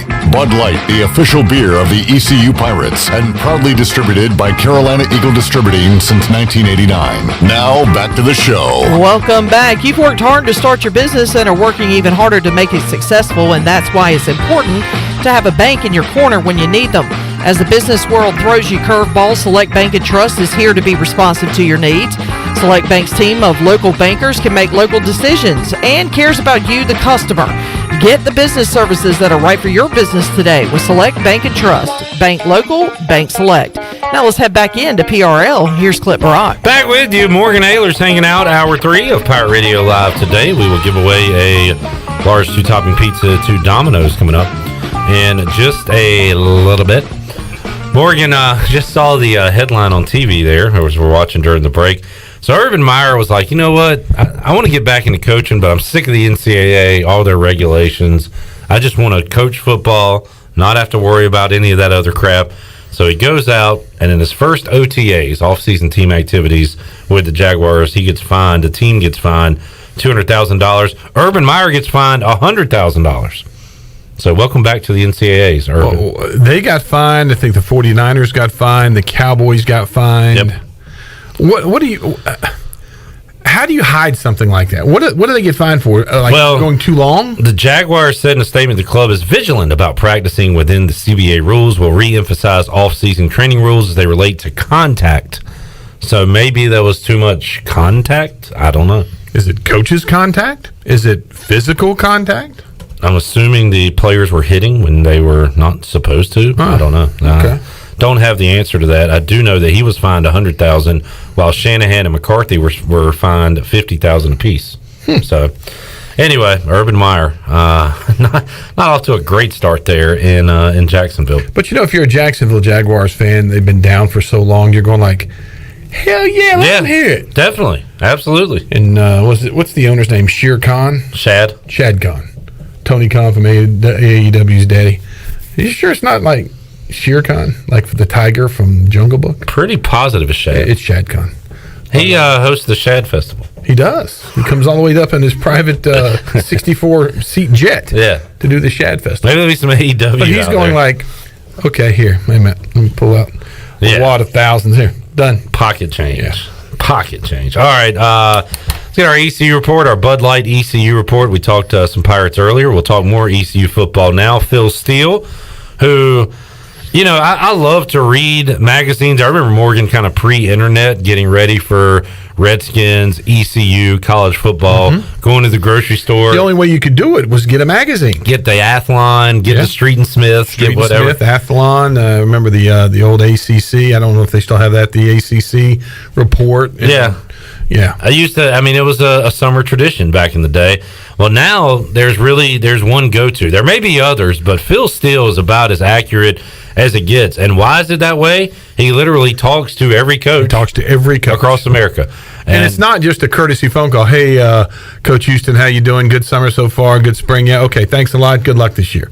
No, he goes in depth for 2 or 3 hours with them. Yeah, he makes it a point, and kudos to these coaches for actually. I don't know how many people they do this for, but they talk to Phil Steele, which is why his magazine is the best. We'll have him here on Pirate Radio at some point soon and talk football with Phil Steele. But he has his all AAC teams, Morgan, and there are 3 Pirates on that first team, starting with Rajay Harris. Now, I'm going to say Rajay Harris is not going to be a first-teamer because he's going to split time with Keaton Mitchell, and combined together, they're going to be a first-teamer. They would be a first-teamer if they were one back. You know what I'm saying? Yes, I do, because I was very impressed with Keaton Mitchell this spring. I think he's put on a little bit of weight and explosiveness, and Rajay Harris is going to do what Rajay does. He's a big back, can really get to the hole quick for his size. And like you said, I think 1 or 2 of them might be second or third team, but together with the numbers would be a first team back. That is no slight to Harris. That just means I don't know if he's going to get enough touches. Now, if he goes in there and they just ride the hot hand and he gets 25 carries for 180 yards and 2 touchdowns, so be it. I just see it as them splitting time and both racking up numbers. I think they're both going to have fantastic years. Another first teamer on this list, Xavier Smith, and Morgan, you told me, I believe he roomed with Holton as freshman. He and Holton were roommates their freshman year. Yeah. And you said he's a great kid. And also, he has gone from a tight end to the key cog there at the linebacker position for the Pirates. And he's just very explosive at the linebacker spot for the Pirates. He reminds me of a Mike Singletary. If you watch the way he reads and reacts to the play, if you really look at the film or whatever, he doesn't have the big bulging eyes that Mike Singletary had when he was looking at the play, but he's really locked in, and I think he's going to have a really good season. Another guy had a great freshman year, and we're hoping he can recapture that to some degree, is Jaquan McMillan, who certainly has the talent out there at corner, and Phil Steele says he's going to have a strong, I was going to say junior season, but I guess he gets a year back, so a strong sophomore season. It'll be a sophomore year. Pirates secondary could be one of the strengths of the team this year, with DJ Ford coming in. Yeah. I continue to hear great things about him. Yeah, it's just, I think the secondary can be one of the strengths for the Pirates. Tyler Snead, second team kick returner, second team wide receiver. He has a chance. I'm going to put Harris at second team. I'm going to put Snead at first team. I'm going to say he catches a lot of balls this year for the Pirates. I think he will. And also, it's great to go into a year two, Morgan. We always ask these special teams and coaches and Mike Houston, hey, who are you looking at for a return guy this year? As long as they don't worry about Snead taking hits at kick returner, punt returner, he's their guy because he's really good at it. What he brings to the table from a kick and punt return aspect is the opposing team doesn't want him to touch the football. He's got that reputation right now where he can break one anytime. And, you know, it's like going back to the old Devin Hester days maybe for Chicago. Coaches had to game plan for him, had to really work. And I think Tyler's in that same boat right now. So even if he doesn't return, they're thinking so much about it, they're punting it out of bounds that ECU could gain field position that way. Yeah, I think that's going to happen a lot. Holton Ahlers named third-team quarterback, which is pretty high praise in a league with all the big numbers the AAC puts up, to have him third team. And Morgan, what do you think about that projection from Phil Steele? I saw that. Obviously, as a dad, I'm happy. As the other side of the dad, I'm going like, okay, boy, you got something to prove. Yeah. Hey, why not first or second team? You know, you got Desmond Ridder at Cincinnati, the returning player of the year offensively. Who I saw, Morgan, on a mock draft was like top 10 for the NFL. I don't see that when I watch Ridder play, but it could be. And, you know, I think Dylan Gabriel's probably second team.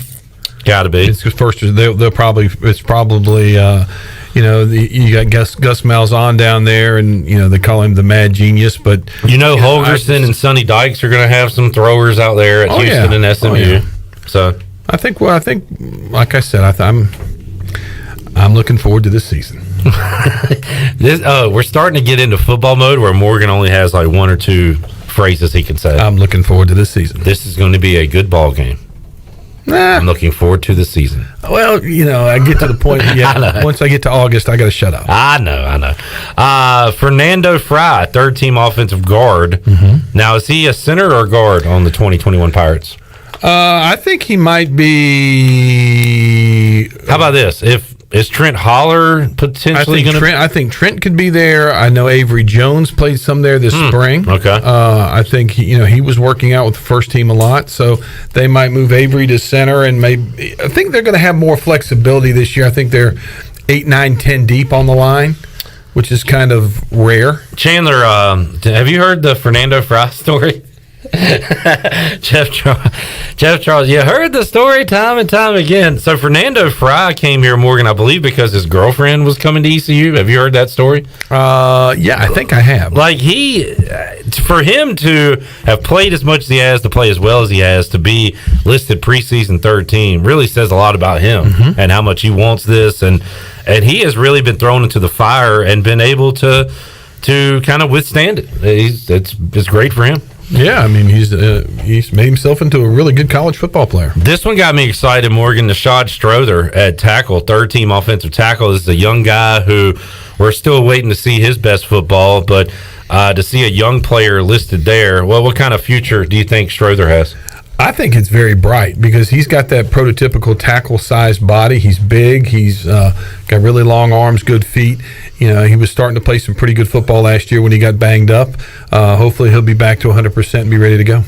Rick D'Abreu, good to have a defensive lineman on this list. Mike Houston and company have kind of sold out when it comes to recruiting the D-line position. A few years ago, Morgan, they brought in a ton of them, and they're seeing who's going to work out, and hopefully D'Abreu's one of those guys, and hopefully we'll have some teammates that'll step up with him. Great kid, great family. Gotten to know them a little bit when in the travels to the away games, and excited to watch where he comes, because originally I think he was going to go to James Madison.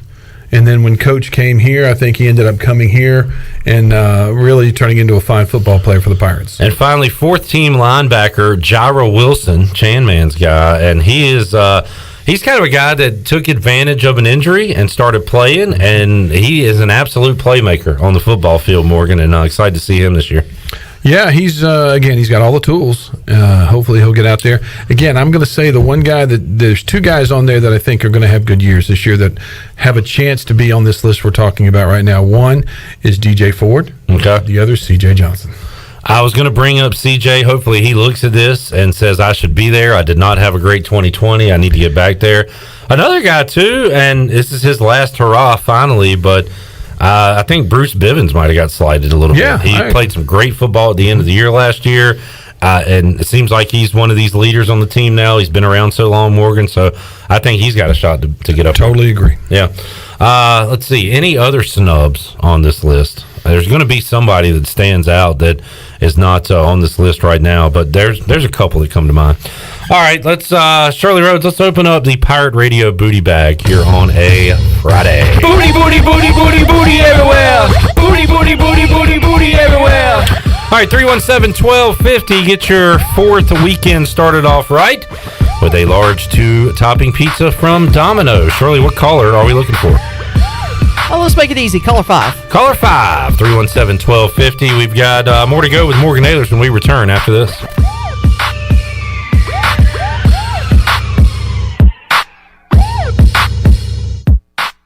White Claw Hard Seltzer. A wave of refreshment. Crafted using our unique Brew Pure process. Made pure. Nothing tastes like White Claw Hard Seltzer. White Claw Hard Seltzer. Available in 5 fruit flavors, 2 grams of carbs, gluten-free, and 100 calories. Find it at whiteclaw.com. White Claw Hard Seltzer. Nothing tastes quite like it. Proudly distributed by Coastal Beverage. Please drink responsibly. Here with Mike Mullis from Fixed NC. And Mike, you were telling me the other day, people ask you all the time, I didn't know you did that. What does that mean? You know, anything that involves property damage repair, call us first. If it's your crawl space, you've got interior humidity issues, a water loss, your ice maker line breaks, obviously fire and smoke, everybody knows we do those. But anything that involves interior or exterior property damage, we're your repair experts. Mike, how can everybody get in touch with you? 252-999-0001 or fixednc.com. If you're recovering from an injury, getting back into sports, dealing with everyday pain or fatigue, then Kinetic Physical Therapy and Wellness can help you get back on track and live well. Kinetic's award-winning staff features a TPI golf specialist that offers assessments and rehab to help you get back on the course and playing your best. This is Dr. Shondell Jones, and you deserve to live well. Call us at 364-2806 or visit kptonline.com. Go Pirates! Ooh, look at all that Parmesan cheese on that papadilla. Our freshly folded flatbread filled with juicy meats and melted cheese now has a crunchy, toasty outside. Now that's what's Papa. Order today at papajohns.com. Hey, Pirate fans, order the new Parmesan Crusted Papadilla for only $7. The new Parmesan Crusted Papadilla is an MVP move for game day or any day. Place your order online at papajohns.com and sign up for Papa Rewards. Papa John's, the official pizza of the ECU Pirates. Although innovative new resources such as digital media and social networks have grown in popularity, smart marketers recognize that printing is a mainstay. We live in an age of computer hacking, scams, and fly-by-night businesses, so it's reassuring to consumers when they receive printed marketing pieces. It exemplifies business confidence and conveys a high level of commitment. It also fosters trust, which leads to engagement and ultimately brand loyalty. When you're ready to grow your business, come to PIP, where business goes to grow. Guess what, Greenville? Calzones are back. Community Calzone is the only restaurant in town specializing in calzones. Choose from over 50 different calzones, or you design your own with unlimited options, including vegetarian. Community Calzone also features wings, huge salads, and more. Plus, they deliver to almost everywhere in Pitt County. Located on Greenville Boulevard next to Ashley Furniture Warehouse, they're open for lunch, dinner, and late night for dine-in, pickup, or delivery. It's Community Calzone. The best place in Greenville to unwind after work and have fun is AJ McMurphy's. AJ's has daily food and drink specials and an awesome patio perfect for some outdoor dining. Stop by AJ's on Monday for open mic, music on the patio on Tuesday, sports trivia with me, Clip Brock, on Wednesdays, and music bingo on Thursday.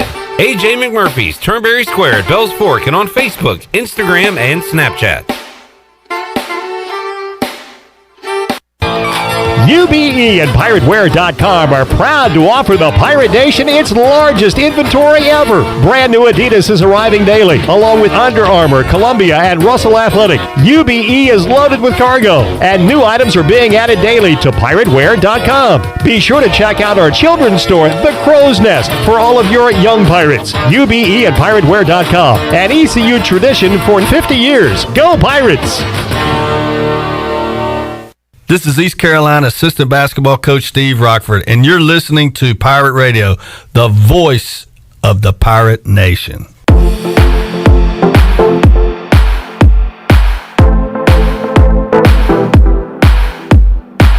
You're listening to Hour 3 of Pirate Radio Live. This hour of PRL is brought to you by Bud Light, reminding Pirate fans to stay in the game and drink responsibly. Bud Light, the official beer of the ECU Pirates, and proudly distributed by Carolina Eagle Distributing since 1989. Now, back to the show. Welcome back. Got damage? Damage from wood rot, fixed. Damage from smoke or fire, fixed. Damage caused by water, fixed. If you've got damage, use a contractor that works for you and not your insurance company. Visit fixednc.com today or call 999-0001. That's 3 9s, 3 zeros, and a 1. Fixed NC, restore, renew, maintain. And congratulations to Brad Woodard of Farmville. Picked up a large 2-topping pizza, courtesy of Domino's. Domino's of Greenville has 3 locations to take care of you. Every day, all 3-topping pizzas are only $7.99 each for carry-out only. Order online today at Domino's.com. Now let's head back in to PRL. Here's Clip Braun. Back with you on Pirate Radio Live here on a Friday. We got best of shows coming your way next week, so we'll rejoin you for another live edition coming up on Monday, July the 12th. We'll already be in mid-July. And good grief, when we hit August, it's football time. You got high school football time at the frozen tundra of Dowdy Ficklin Stadium. You got that, high school. You got NFL preseason. The first preseason game is Thursday, August the 5th, Morgan. So we're about, a few weeks away from that. So it is coming. It is exciting. Something else that's coming, but good news, bad news. And the top line of this story, Morgan says, it's going to be a cruel summer for Yellowstone fans. Yellowstone's first 3 seasons aired during the summer. Season 4 will air in the fall. So we at least have that to look forward to, Morgan. But we're a big Yellowstone fan. You told me I needed to check it out. I did. Now I'm a fan. And we're going to have a Yellowstone podcast, partner. We're going to, hey, saddle up. I went online the other day looking for cowboy hats. Oh, yeah? They don't make them big enough for me. We're gonna find a couple. Yeah, buddy. I want some boots with some spurs. I want the whole 9. You want your ass. Not gonna mention that, Morgan. Not gonna mention. We can't mention that anymore. Oh, we can. I didn't know if it grossed you out to the point where you stopped talking. Come on, dude. Yeah, it's not a pretty sight. Yellowstone returning this fall. We might really do like a podcast with it. Sure. I want to have Mike Houston on, but it's going to be during the season. Well, maybe we just set up a time like on Mondays to go over there and we'll get him a cowboy hat too, and we'll just do the podcast. I think Morgan just wants to take pictures with cowboy hats. Why not? That sounds like a lot of fun. As long as you got your buttless chaps. We are ready to go. All right, so what you said you saw the trailer. Yeah, the new trailer came out, I think, yesterday or the day before. And it's a recap of season 3 with one new scene at the very end that shows Rip and John Dutton. John Dutton at the end of season 3, spoiler alert, was shot. Got shot in the phone. Shot in the phone. But the classic Bon Jovi song, shot through the phone. So he was where the phone shot was through the phone, yeah, and you're not dead. Was it in his pocket? For 3 more seasons ahead. It was in his pocket by his chest, right? Yes. And he took a bullet there. And we're going to find out if he's all right or not. There was a lot of people. Beth, the daughter, was in a room that was bombed. Beth, what happened to you? Blowed up, sir! You got that. You got, let's see, Casey was in trouble somewhere. Casey had guys bust into his office with machine guns and started shooting, but he had flipped the desk over, one of those big, heavy wooden desks. Beforehand, so. And I think he's got the best chance to survive out of all of them, but probably he'll be like the one wayward shot getting right in the forehead. Gone. And then you got the rodeo rider who fell off a horse. Billy, don't be stupid, Billy. Have you heard also, speaking of that there is going to be a spinoff of Yellowstone, but it's going to be set sort of in Texas, and that he might be part of that spinoff. So I don't think he's dead. Okay. Could be like the ghost of Billy if he goes down to Texas and like haunts everybody. A new spinoff is going to be on Paramount Plus. When's this coming out? I don't know. I think maybe next season, next year. That's what I had heard that. I wasn't 100% sure, but it is in the works. Okay, interesting. Well, I'll check that out. So this is your favorite current TV show, Morgan. What's your all-time favorite TV shows that you've watched? Game of Thrones was really probably one of them. Yeah. Okay. I was a big Game of Thrones. There's a prequel of that coming out. Oh, were you into Sopranos at all? Yes. Did you see the prequel movie? Yes, with Tony Soprano with James Gandolfini's son. Yeah, is playing the dad, playing Tony Soprano, the young Tony Soprano. I got kind of excited about that. Yeah. What is it? The last of the Mohicans, Last Dance, maybe. What's the name of the show? What channel is it on? It's I don't even know. I don't. I really don't know because I haven't watched it live yet. It's the last. Hold on, I'll tell you. I'm just trying to fill dead The Last Kingdom. Oh, so Uhtred of Bebbanburrow. This is Netflix. Bebbanburg. Yeah, I think it's Netflix. So I hadn't watched this. It's Game of Thrones. It's based on Vikings. Vikings. Okay. But it's a Vikings era British deal. Yeah, it's pretty good. All right, I need Last to. Kingdom. I'll add that to my list. Yep. You ever watch Lost? That was my favorite show. I started watching it and I was like, then all of a sudden they're on an island where there's nobody there. Then there's these buildings and people like doing building King Kong. Yeah, too much for you. I just didn't get into that. Not into it. All right, Morgan, what you got going on this weekend? You're gonna be at the river. Nothing this weekend. You're Actually, chilling? I've got no gigs this weekend. I had 3 last Friday, Saturday, Sunday, and 2 the week before, and not including the weekly nights. And it's going to be kind of nice just to relax. So we will reconvene with you in mid-July and really start getting into this football season. It's going to be exciting. Looking forward to it. It's going to be a good year. I have a question for you. There you go already. I got a question for you that I'll ask you off the air. Mm-hmm. Remind me that. And we'll do that when we return. We'll say goodbye to Morgan, and we'll take our last time out and come back and wrap up this Friday show with Shirley and Chan Man here on a Friday edition of Pirate Radio Live. We're back after this.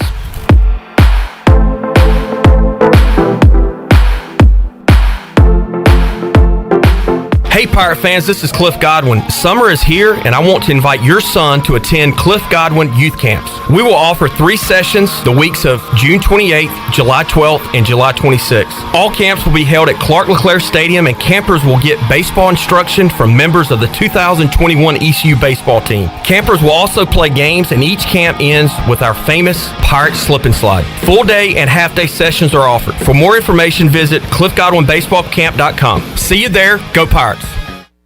Hey Birdland, experience an Orioles game this season with the convenience and privacy of your very own suite. Choose from an array of options and prices to gather with family and friends or entertain clients. Each suite features climate-controlled interior seating, a private restroom, and comfortable outside seating.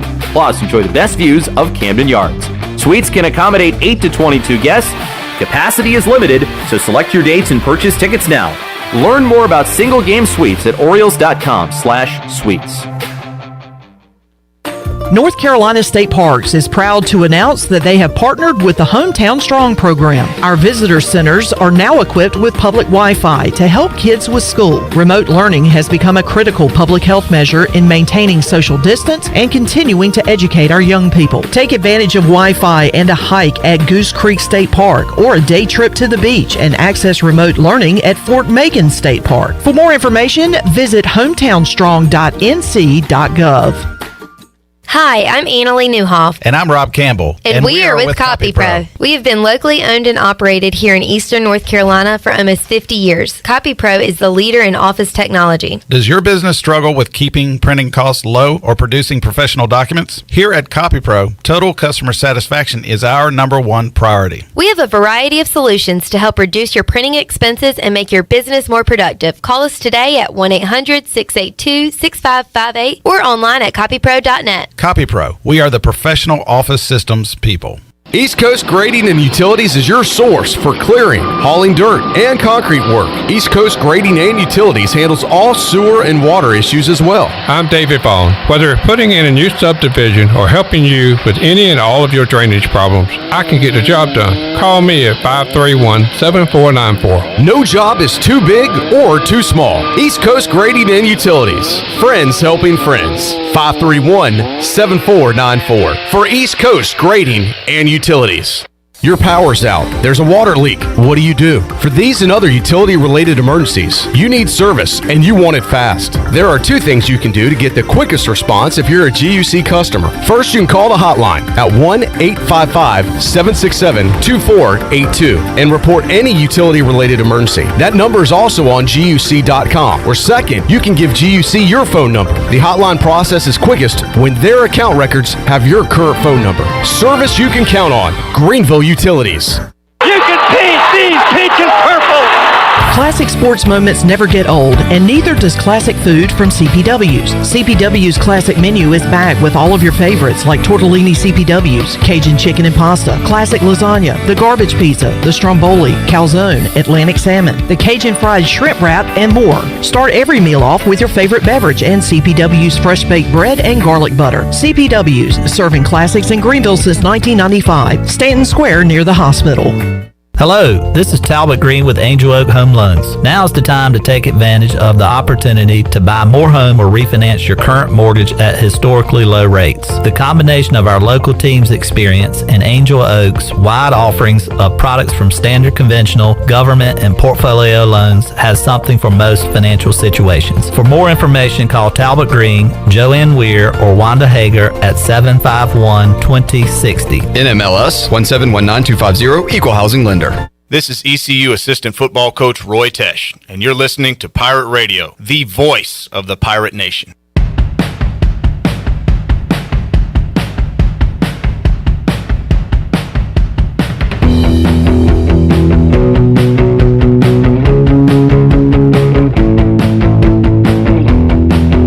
You're listening to Hour 3 of Pirate Radio Live. This hour of PRL is brought to you by Bud Light, reminding Pirate fans to stay in the game and drink responsibly. Bud Light, the official beer of the ECU Pirates, and proudly distributed by Carolina Eagle Distributing since 1989. Now, back to the show. Welcome back. Let's take a look at your stock market report. They closed out the week. The Dow was up 152 points at 34,746. The NASDAQ was up 116 at 14,639. And the S&P was also ahead 32 points at 4,352. That's your Wells Fargo Advisors stock market report. Call Wells Fargo Advisors today at 756-6900 in Greenville. Wells Fargo Advisors LLC, member SIPC. Now let's head back in to Pirate Radio Live. Here's Clip Rock. Back with you on Pirate Radio Live, our final segment here of the week, and our final live segment for a while. We'll have best of shows coming up next week while we get a little R&R. And my grandmother, Betty Lou Brock, has a birthday on July 4th. Happy birthday, Betty Lou. Betty Lou will Alrighty now. Happy birthday. Be gathering with the fam for that. What do y'all have planned for the weekend and next week? Well, Farmville does their July 4th celebration a day early. So they'll have their big July 4th celebration tomorrow night at the Town Common. So I'm going to hang out there. And haven't decided what I'm going to do the night of July 4th. But things are up in the air. I kind of leave my schedule open. Chandler? I'll be hanging out with the fam on Sunday, and then the rest of the week I really don't know what I'm going to be doing. I played golf this past Sunday, and I did absolutely terrible, and I've got a golf tournament that I'm going to be in, or a member guest back home in a couple of weeks, and I need to prepare for that. So got some practicing to do. I need to get some practicing in, so I'll probably be doing a little bit of that. A little bit of that. I can see it on your face. Do you think this tournament was lost a little bit before you even played it? A little bit. For sure. Let's do a 4th of July cookout food draft for the next 3 minutes. Okay. All right. I got first pick. I'm taking burgers. Who's got the next pick? Shirley, you go. Shirley. Hot dogs. Okay. buffalo wings. All right. The steal of the draft. We've got our proteins. Chandler, you can go again with your next pick. I'm going to go with baked beans. Damn, that might be the steal of the draft. That's a good one there. All right, Shirley. Potato salad. I was debating whether I go potato salad or another kind of salad. I'm going to go pasta salad. Oh, to go alongside my burger. I'm down with that. And let's see. So I got the protein. I've got a side. We need a beverage. I need I was thinking we can go 4 rounds. Let's go veggie / fruit and beverage.